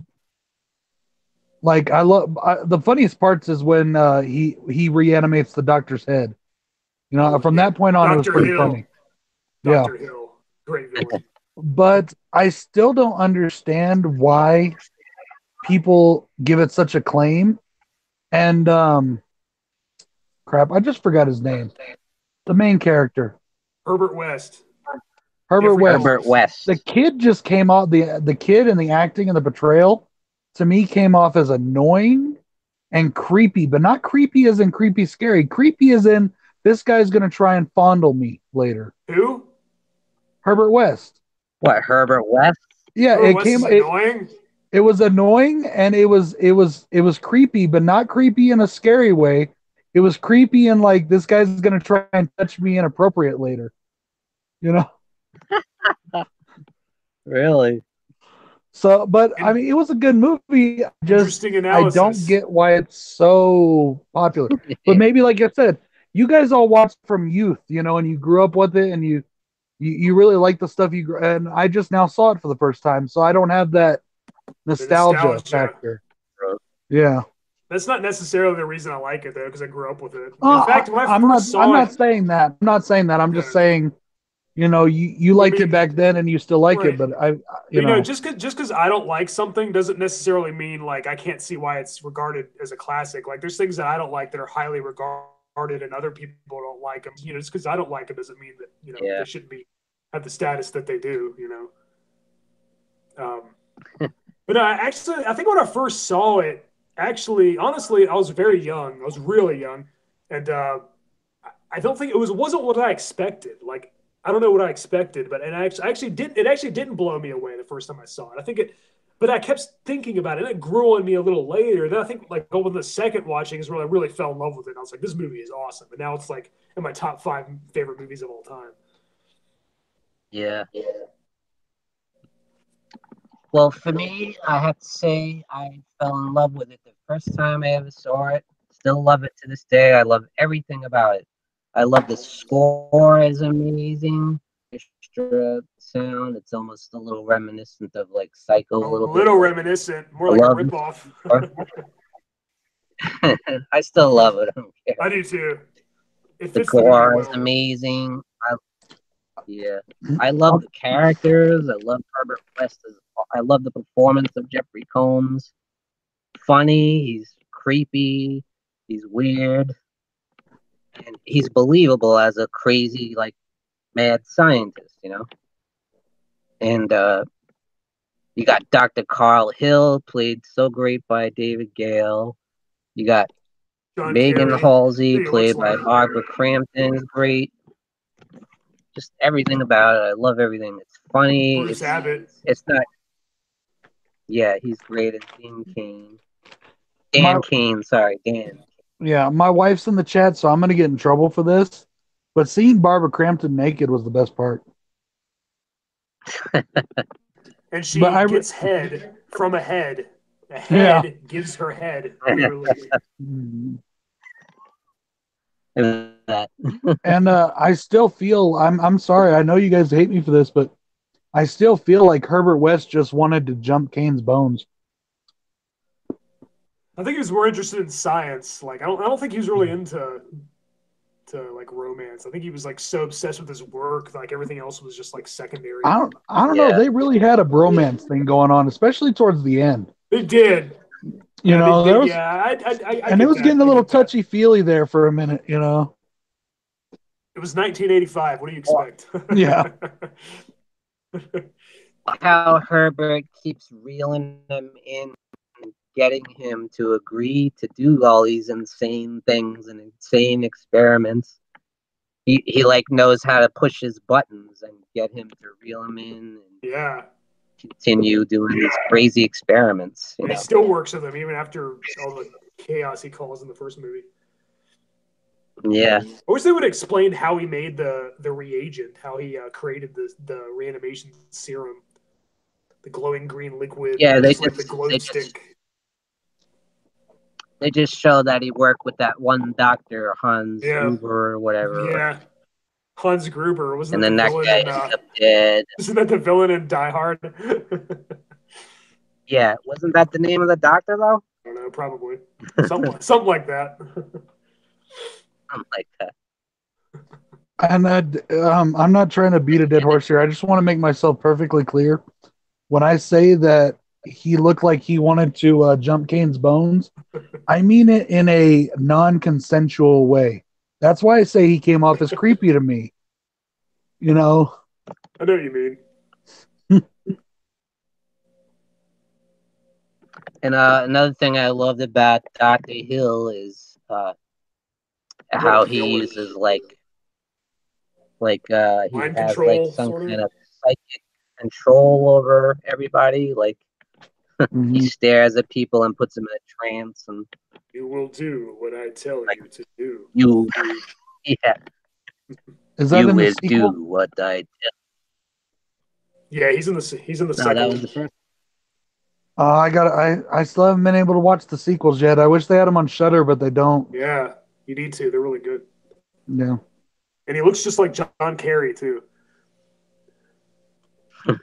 Really? David Gale does. Dr. Carl Hill. Actually, he does.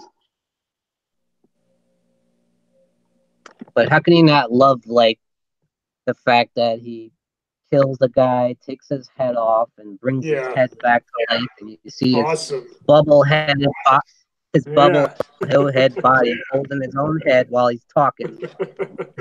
That was probably the best part for me. That was funny. It was awesome. That was really funny.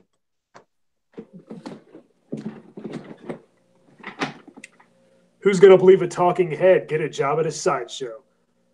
Yeah, that was a good line. I love it. I love Jeffrey Combs. I'm a huge fan of him. That's the best when he says, "No, I gave him life."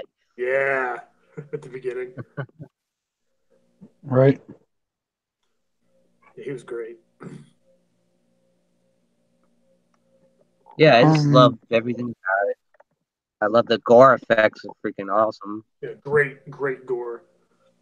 To me, that makes up the holy trinity of super fun 80s movies like Return of the Living Dead. Daddy's ball, thank you. Fright Night. You want your blanket? Yeah, well, that's true. Yeah, that's great. Great example. The 1985 horror holy trinity. Man, I never thought of that.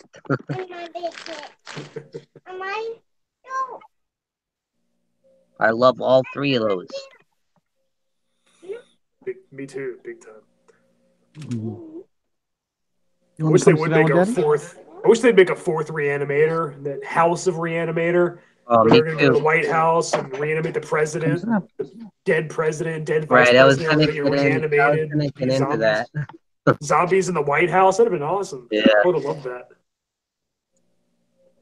Do it. I mean, you could get Bruce Abbott back, bring him back. Yeah, I would love for him to return because he wasn't in the third one. He wasn't in Beyond Re-Animator. I know, I wonder why. Yeah. That blonde-haired guy that replaced him. So what about Bride of Re-Animator? Bride of Re-Animator. Love it. Great follow-up. Great sequel. I think it's very underrated. You don't hear much about it. Crap, I'll be right back. I still felt like I know, Brad, you didn't see the second one. I'll try not to give away much. Spoiler free. But I felt like Jeffrey Combs was still just as good every bit. Oh yeah, he was awesome. Maybe you need to get your something's going on upstairs. I'll be right back. Yep. You need to get your face wiped. Some great lines, Like I said, unfortunately, I haven't got a chance to see it. So. Yeah. And you had you'll recognize Kathleen Kinmont from Halloween 4, Bronco. Oh, really? She was the girl, I don't know if you remember, in 4, Rachel's boyfriend was messing around with. Yeah, Miss Super Tits, I like to call her. I mean, you never get to see them, but you just know that they were just like, Yeah. So she has a major part in Bride of Re-Animator. Oh, that's cool. Yeah, I mean, like I said, I did like the first one. It was a good movie. I don't get its, but maybe I need to watch it more than once. I don't know. But Oh, definitely. it's definitely good. It's definitely good enough that I want to see the sequels. I mean, definitely, you know. Sometimes classics do need a couple watches before you realize just how good it is. Yeah, sometimes. Like me personally, I loved it since the first time I saw it, but it's not that way with every movie. There's a lot of movies that I've had that have grown on me, that I've grown to love. I agree with Death Central. I think this would make a really good crossover film with something else, like they did with Puppet Master and Demonic Toys. I don't know about Evil Dead, but I think it would. I mean, that's a really cool idea, but I think it would make a really cool crossover film with something like a zombie film or anything. You know, that'd be kind of cool. You know. Well, yeah, I mean, well, it already is kind of a zombie film, you know. Yeah, just the zombies in this one like follow instructions. Yeah, that's true. And I don't think they try to eat your flesh or anything.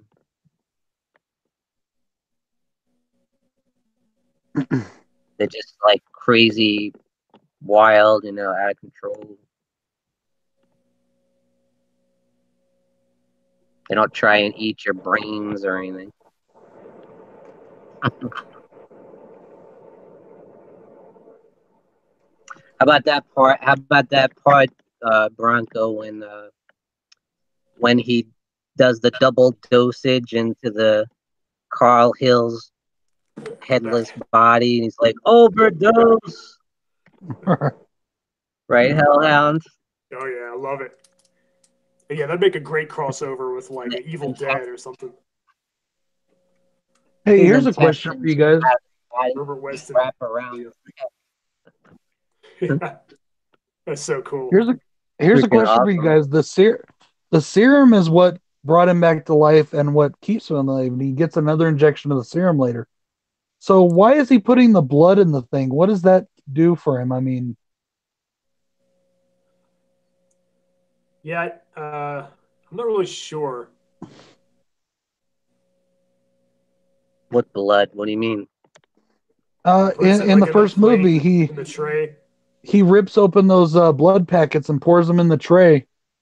Oh, I think that's to keep the corpse alive, almost by giving him more blood, almost like a particular type thing, I guess. Yeah. Hey, baby, over here. Yeah, I think that Carl Hill was feeding off the blood. That's what it seemed like. Yeah, that's the way I always looked at it. Go to bed. Yeah. West, you bastard.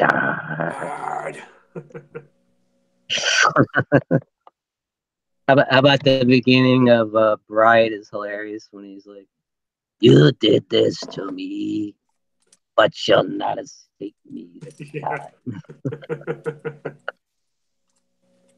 Love that he returned. And we won't mention what happens. We won't mention what happens to him later on in the film. You know what I mean?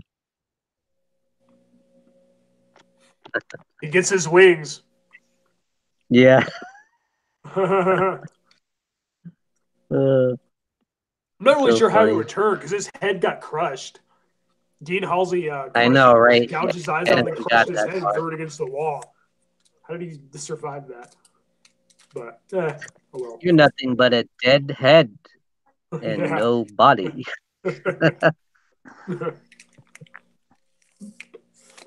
I noticed that Herbert was a little more jokey though in the second one. He was big time.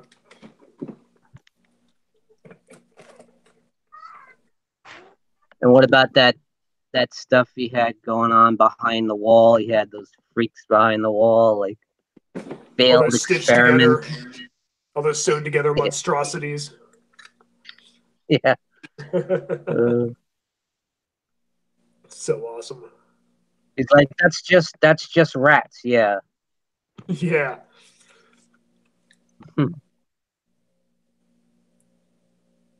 I love the gore effects on the bride herself. They did a great job on that. Yeah, for sure. It's awesome. I think that's probably where most of the money went. Yeah, most likely. Yeah. I was just telling Bronco about how new beings. Yeah. How Kathleen Kinmont was the bride, and she's from Halloween 4. Yep, that's right. Absolutely right. And her and Barbara Crampton were both in was it Fraternity Vacation or something like that? One of them beach comp. What's that one? I don't know that Something one. like that. Is that like some kind of slasher movie or something? It's like a comedy. It's like a beach comedy. Oh. Yeah.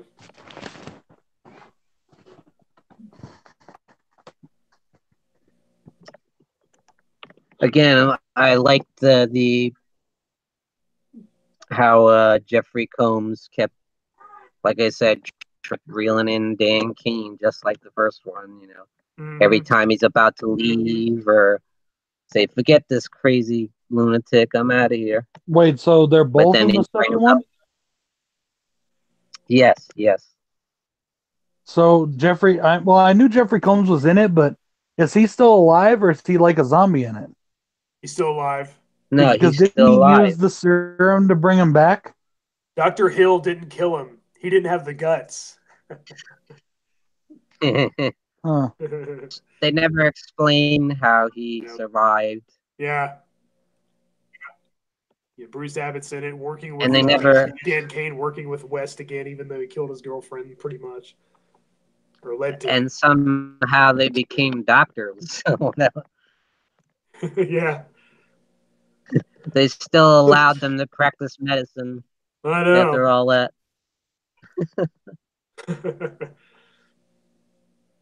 Yeah, it kind of feels like we missed something in between the first two films. And I like how the did you see the deleted scene, like how they were going to continue what happened with Meg at the end of the first one? Yeah. I wonder if I should have kept that in there. Probably. Yeah. Just like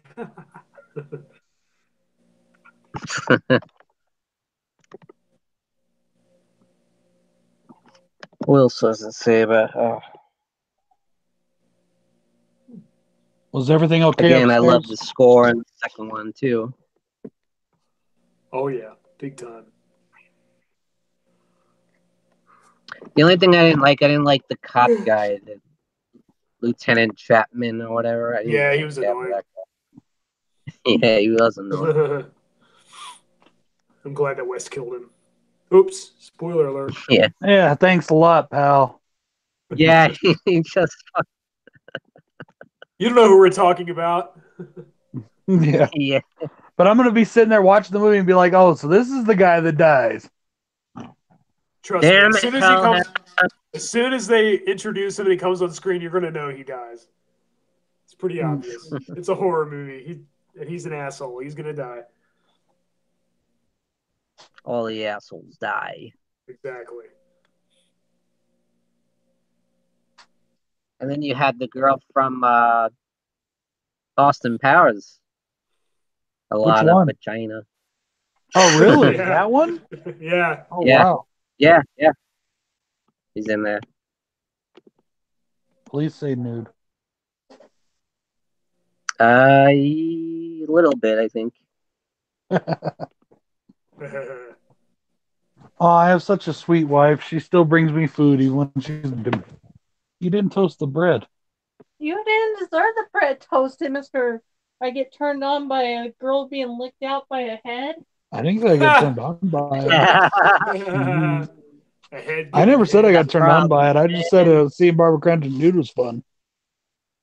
It's a real weird, morbid nude scene. Indeed.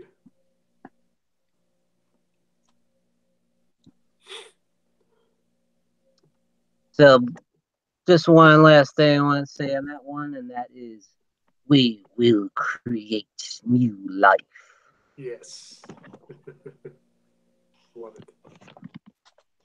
How about how about Beyond Reanimated? That one. My least favorite, but it's really good. I like the prison setting. Yeah.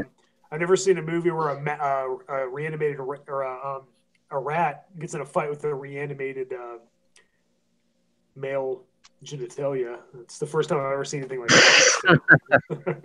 I'm sure Trauma has done something like that at some point. But probably. Yeah, I love the prison setting. It. They had a new villain, the prison warden. He wasn't nearly as memorable as charismatic as Dr. Hill, and the new partner wasn't as good either. But that's pretty good. That's a good gore for sure. I think it was a good conclusion to the trilogy. I felt like it definitely had something missing. I don't know if it was like because really the only character I liked was Herbert West. It wasn't like a strong cast like you had with the first two. Yeah, the supporting characters. You know, we had Jamie Scale. Yeah, I agree. And even Jeffrey Combs, I felt like wasn't fully committed like he was in the first two. Yeah. He didn't look like he aged much. No. It did have some nasty gore in there, though. For sure, yeah. Can't doubt that. Wasn't that one made for like Sci-Fi Channel or something? Probably something like that. I don't. Are you tired, Pat? Like a real. Yeah, I'm getting drowsy for some reason. I don't know why. I'm sorry, brother. I slipped there. Huh? Yeah, I don't really think it got a real release like the others. Theatrical release. Yeah. I said sorry, Hellhound. I didn't mean to do that. Do what? Never mind. Oh, it's all good. Phantom Banshee says, "Have you ever heard of the Re-Animator porn parody?" Wow. I haven't heard of that one. Just wow. That's all I have to say about that. Can't imagine. Freaking horror metal's in here in the chat saying how underrated it is. What? No, I was talking about Jason Takes Manhattan because. Sure you were. No, hey, look, Andrew Bolina asked me. No, Andrew Bolina says horror metal. Do you like Jason Takes Manhattan? I said, yeah, it's underrated. I was responding to him. Sure. I was. Look at it. I need it.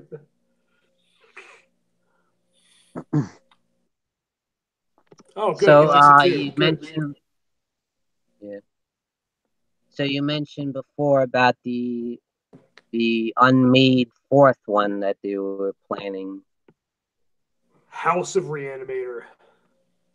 Zombies in the White House. Political presidential zombies. I saw How's that any different than real life? Yeah. I actually saw that Barbara Crampton is interested in doing that. That'd be cool. Coming back. I'm not sure how she can. Would that be her character can come back, but I'd be down. Hey, bring her back as a zombie. Why not? Yeah, true. Maybe something like they open up her grave and try and bring her back. Yeah. I'll think of something. Yeah. Why not? Do it. Like you said, they could bring back Bruce Abbott. That'd be awesome. Yeah. And appropriate for today's, I hope Brian Yuzna writes it. He directs it. Or Stuart Gordon. Yeah. Or Stuart Gordon, right? That would be really cool. Bring back the original theme song and everything. Yes, that'd be awesome. I would love a fourth. Go all out with the gore. Have what's the guy who works on Walking Dead? Greg Nicotero work on the gore or something. That'd be awesome. Yeah, awesome.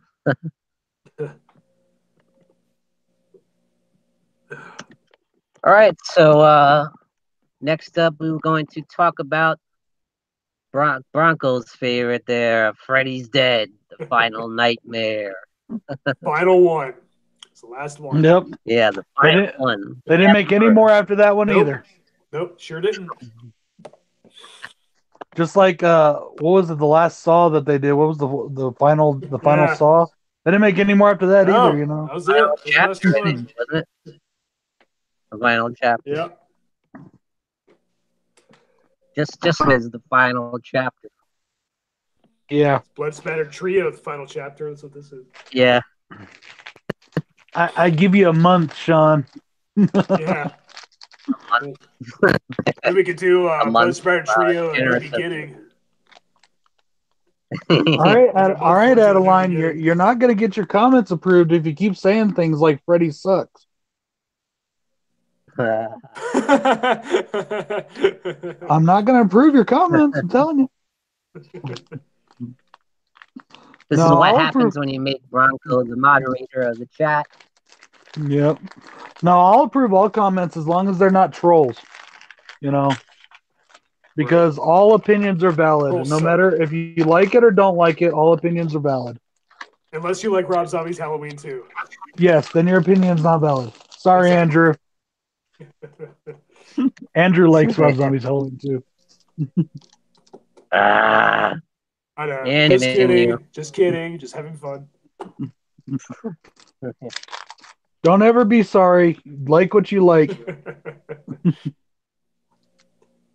I really respect Andrew's opinion, except for that one.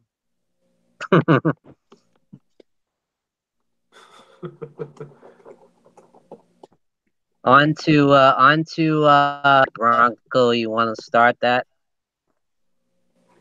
Yeah, I'll take a stab at it.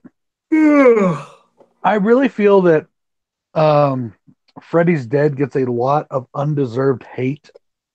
I know that they went in a very comedic direction, but that's actually what I really like about the film. It was just fun. It's one of those movies that's fun if you just watch it for what it is. And don't try to compare it to like the original, you know. And I love also that they gave Freddy a more backstory. We got to learn more about him. I love that Alice Cooper plays his stepfather.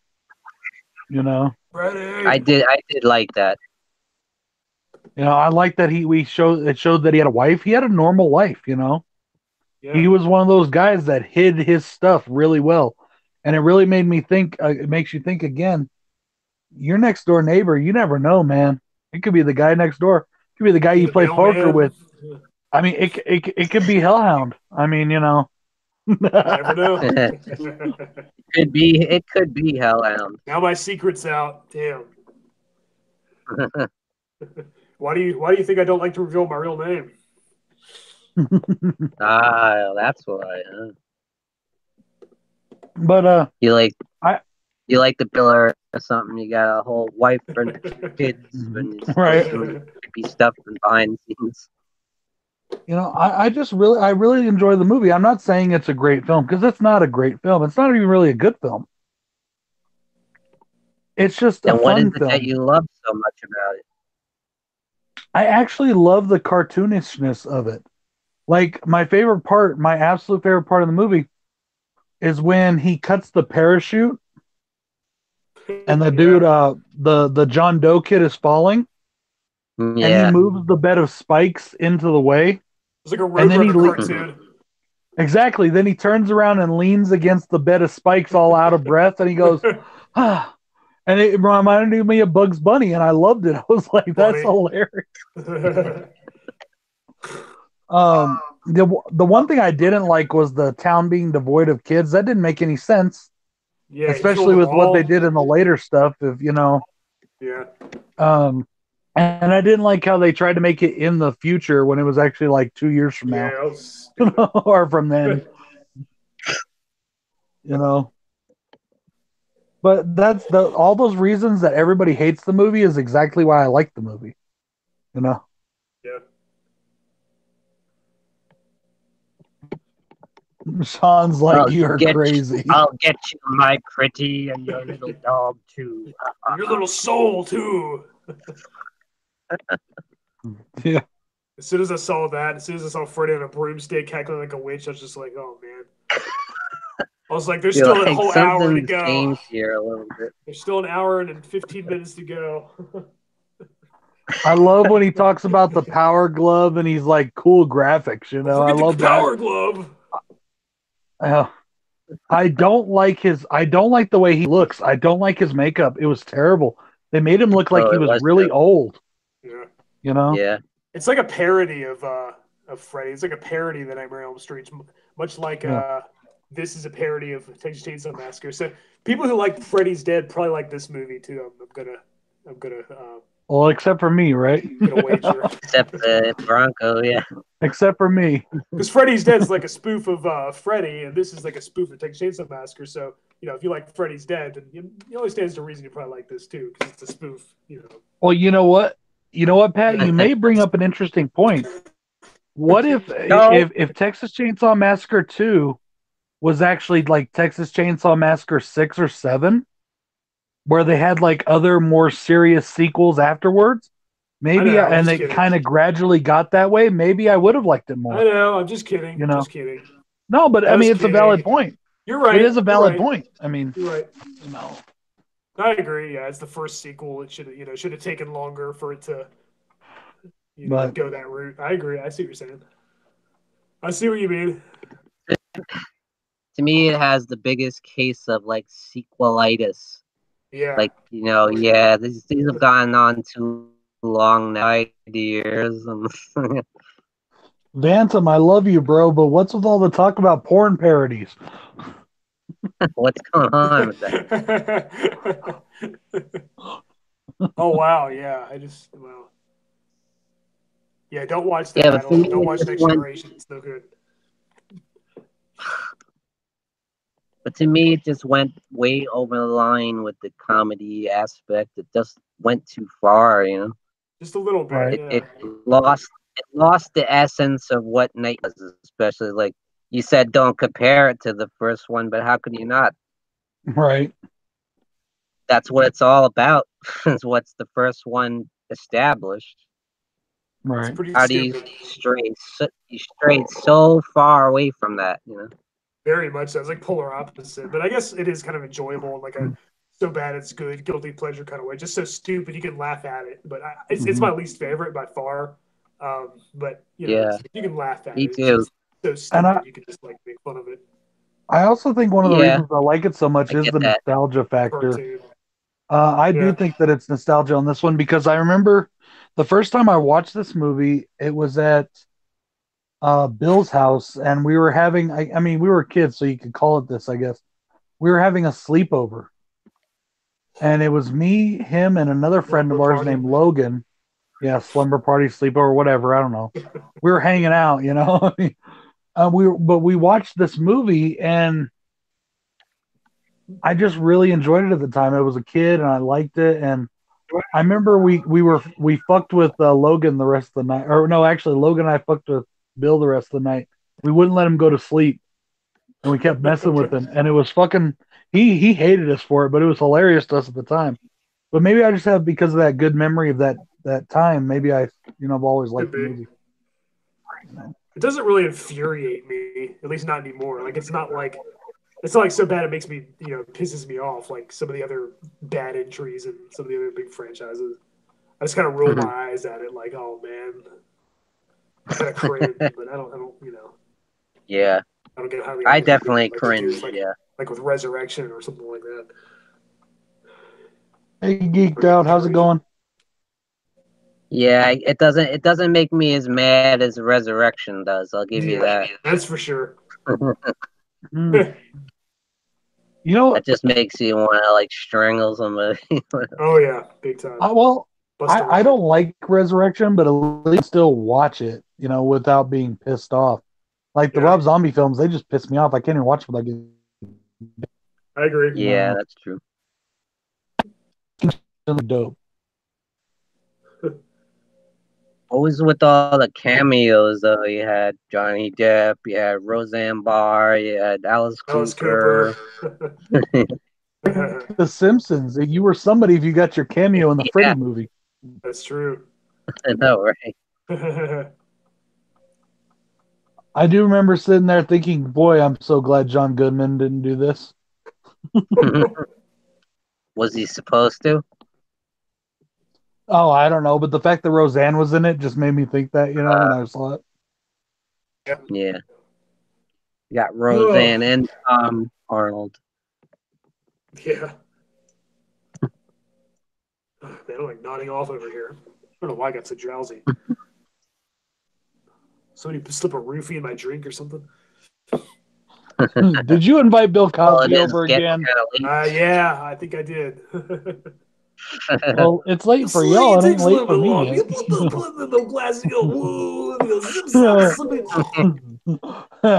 Take a look at my pudding pop. I put my pudding pop in a cookie shoe and with zip zop somebody goes down. That's pretty good, actually, bro. That's a good impression. That's good. Nice. That's pretty good imitation there. Thank you. Sounded just like the Family Guy one.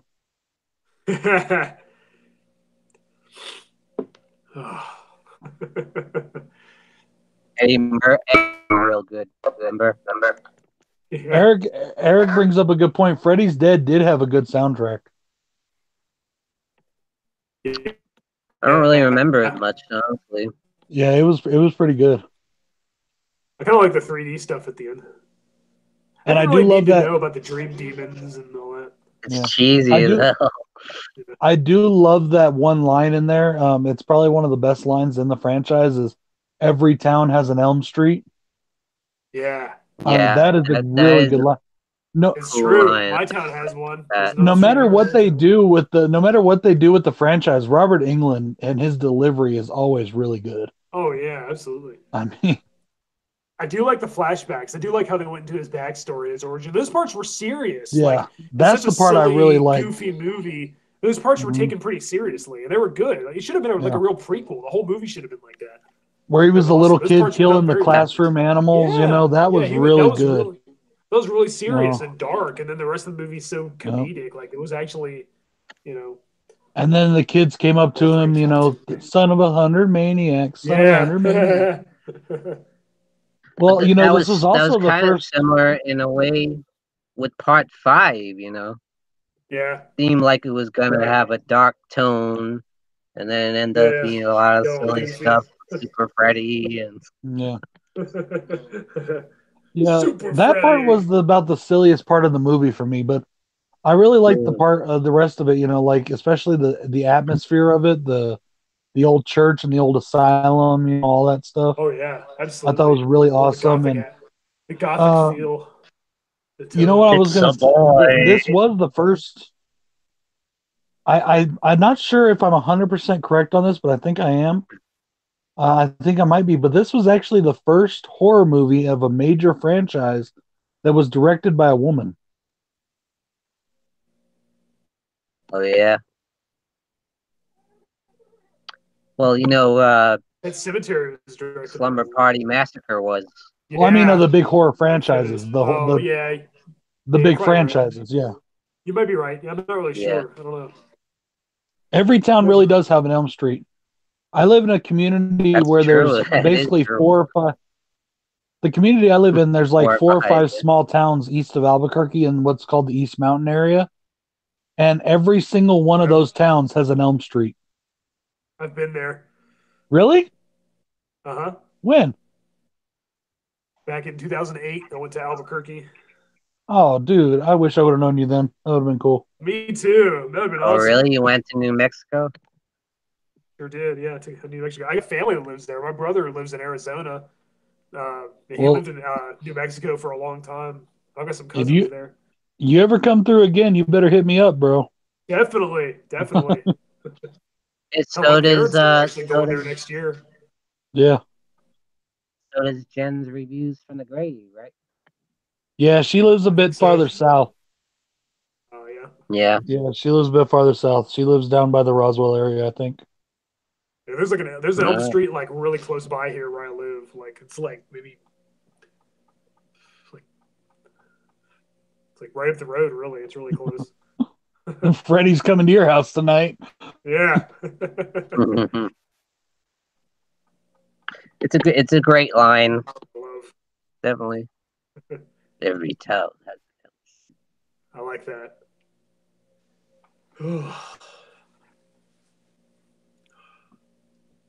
So, what do you guys think? Elm Street has any life left in it?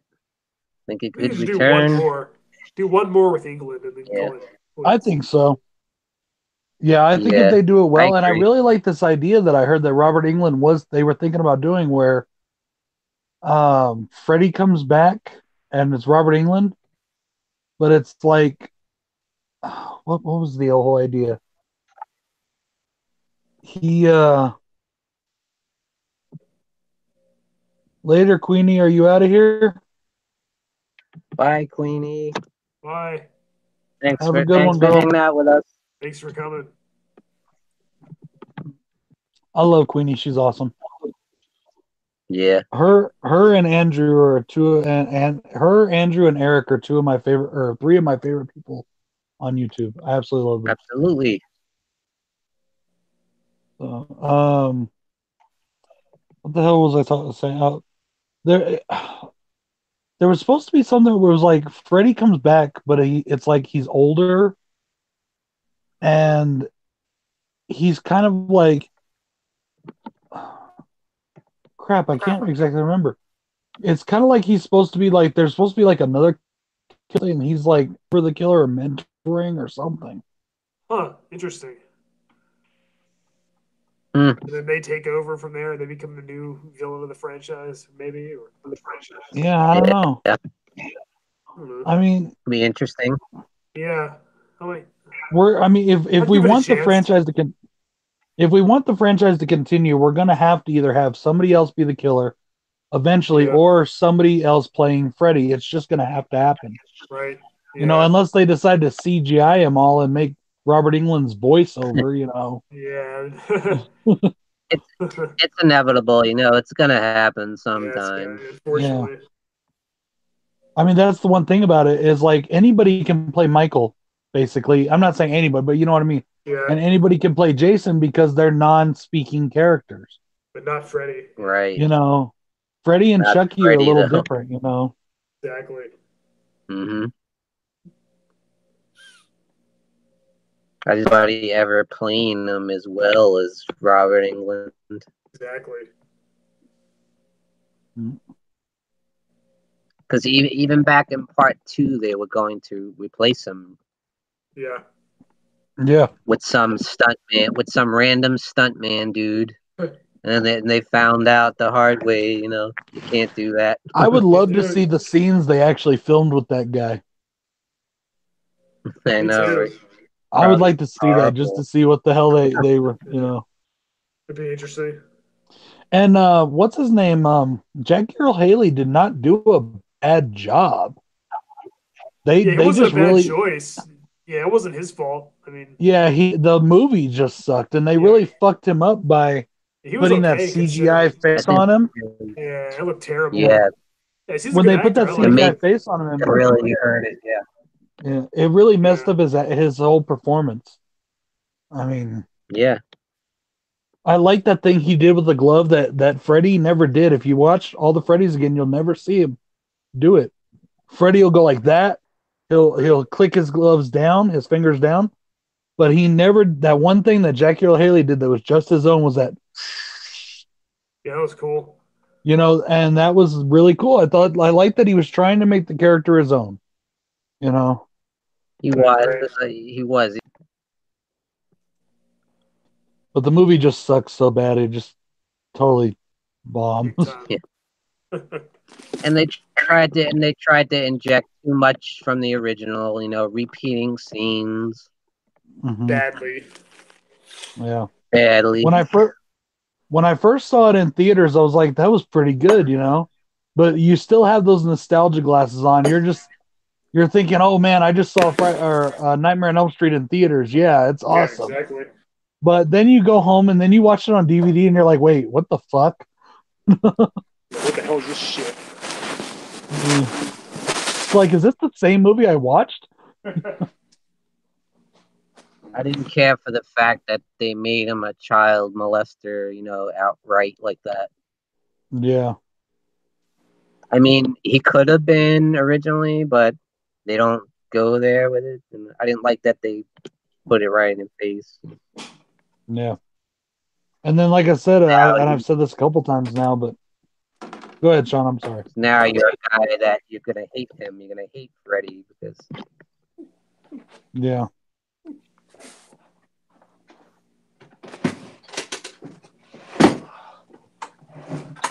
You can't, like, cheer him on or anything, Yeah, and the funny part about it is too is even if you don't like, you don't like that part of it, it completely negates something that is huge in Freddy lore. Okay, if yeah, and I've talked about this a million times since I've done my review. But if all he was a child molester and he didn't kill the children, what was the whole point of the glove? Yeah, it's a little weird. I guess he tortured him. I guess he was a sadist. I guess he liked to torture people. But according to what they had no marks. They had, he never really had any real. He didn't kill any of them. He didn't have the glove in there in his flashbacks and all that stuff. They didn't have the glove. Marks. She did have marks on her back or something. I don't know. I only watched that maybe once. I don't remember much about it. Yeah, it was there. It just there were some things in it. It just completely. They had the glove in there just because it's a Freddy Krueger film. Yeah, pretty much. Yeah. So, but anyways, that's what makes it a slasher. That's what makes it a slasher. That he's a slasher killer. Yeah. Using a unique. Still the coolest weapon in all slasher movies, in my opinion. Yeah, it's gotta be. It's the most original, most unique. Yeah, totally different than everything else. And it looks so freaking cool. Yeah. Well, guys, it's been awesome. Who came up with that? Yeah. Did Wes Craven come up with that?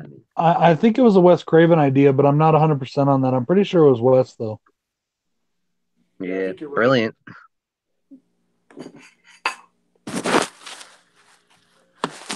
I was just watching a movie, guys. It was like some random Lifetime movie or something where the guy's restaurant was called Craven something, and he said he did that because he was a big Wes Craven fan. Like, that's awesome.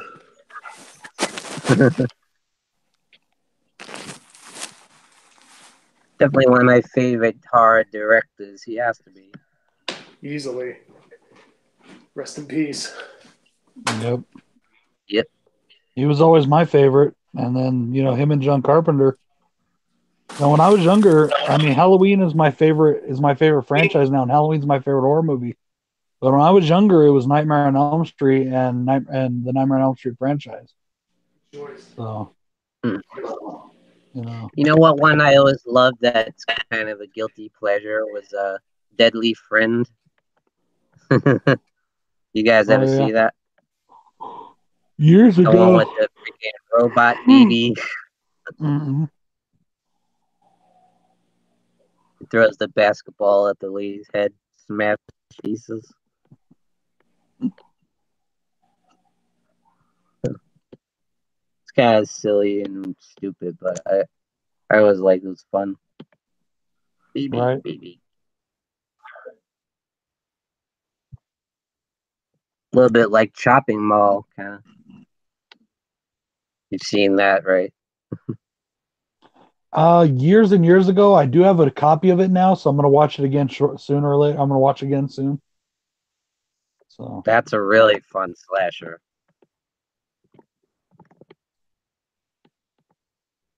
Yeah, Barbara Crampton was in that too. Yes, she is. Mm-hmm.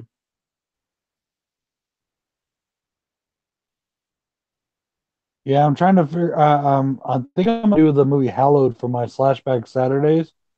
but I have to do 2 videos on Saturday. I got to do this.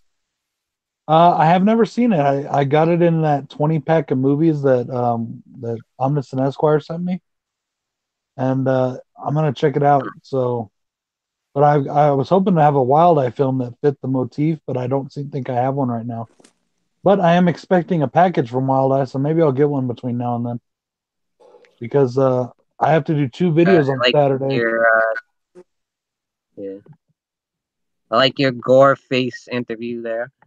Which one? I mean, you gore face 2 or something. Gorgasm.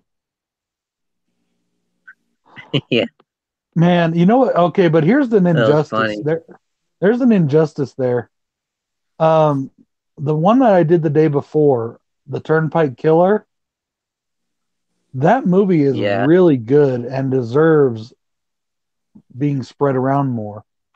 Gorgasm is total shit.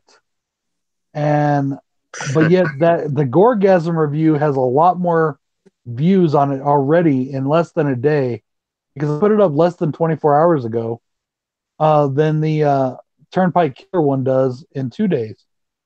I thought that was a little weird. Hey, Dino's in the house. What's up, late horror show? Dino. Question, thoughts on the first 2 Terminator films? I mean, well, who doesn't love those? What are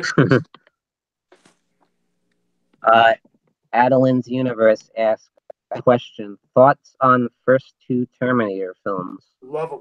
I mean, everybody in the world loves those. I need to start reviewing that. I need to review those.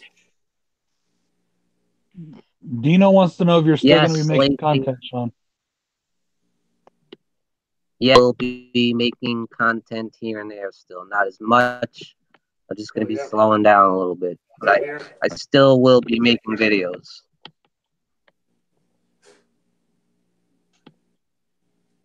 I just won't be doing... I just can't commit to, like, the live streams and stuff. You know? I can't commit to something like...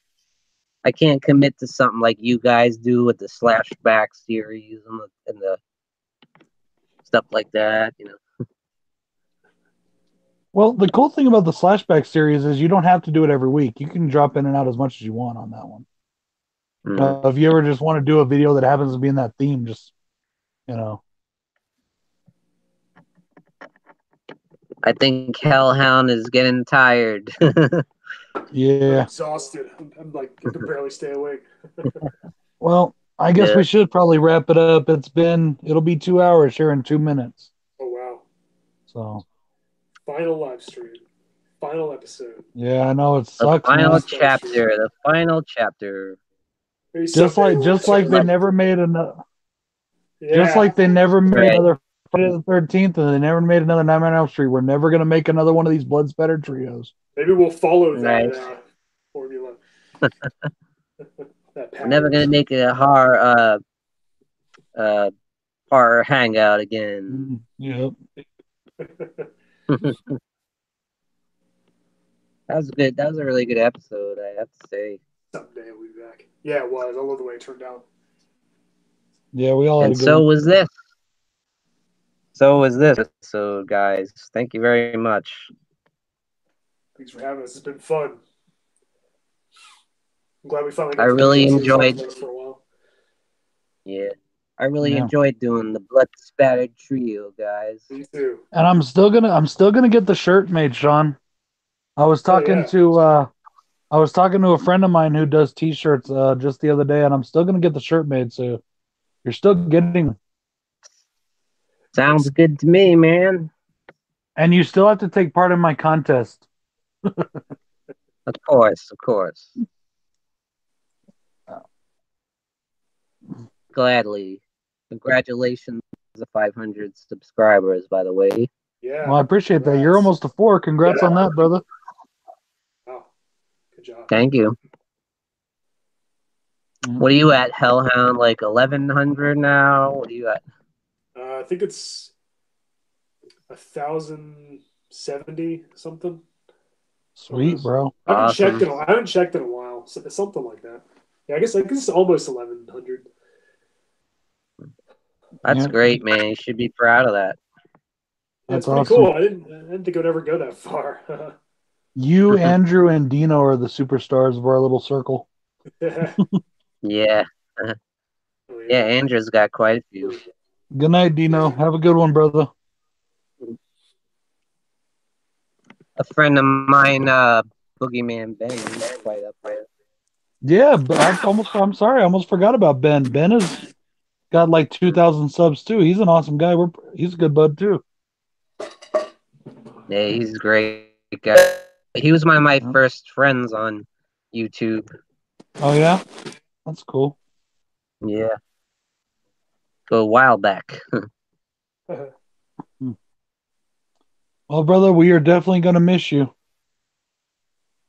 We wish you all the best. You guys, I said I'll be around. I'll keep it with you guys.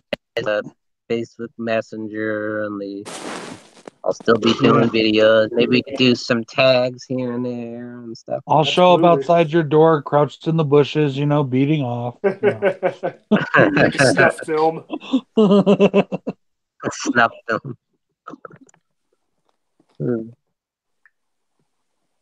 Maybe we could do some collaboration thing sometime, like Dave does with some of those.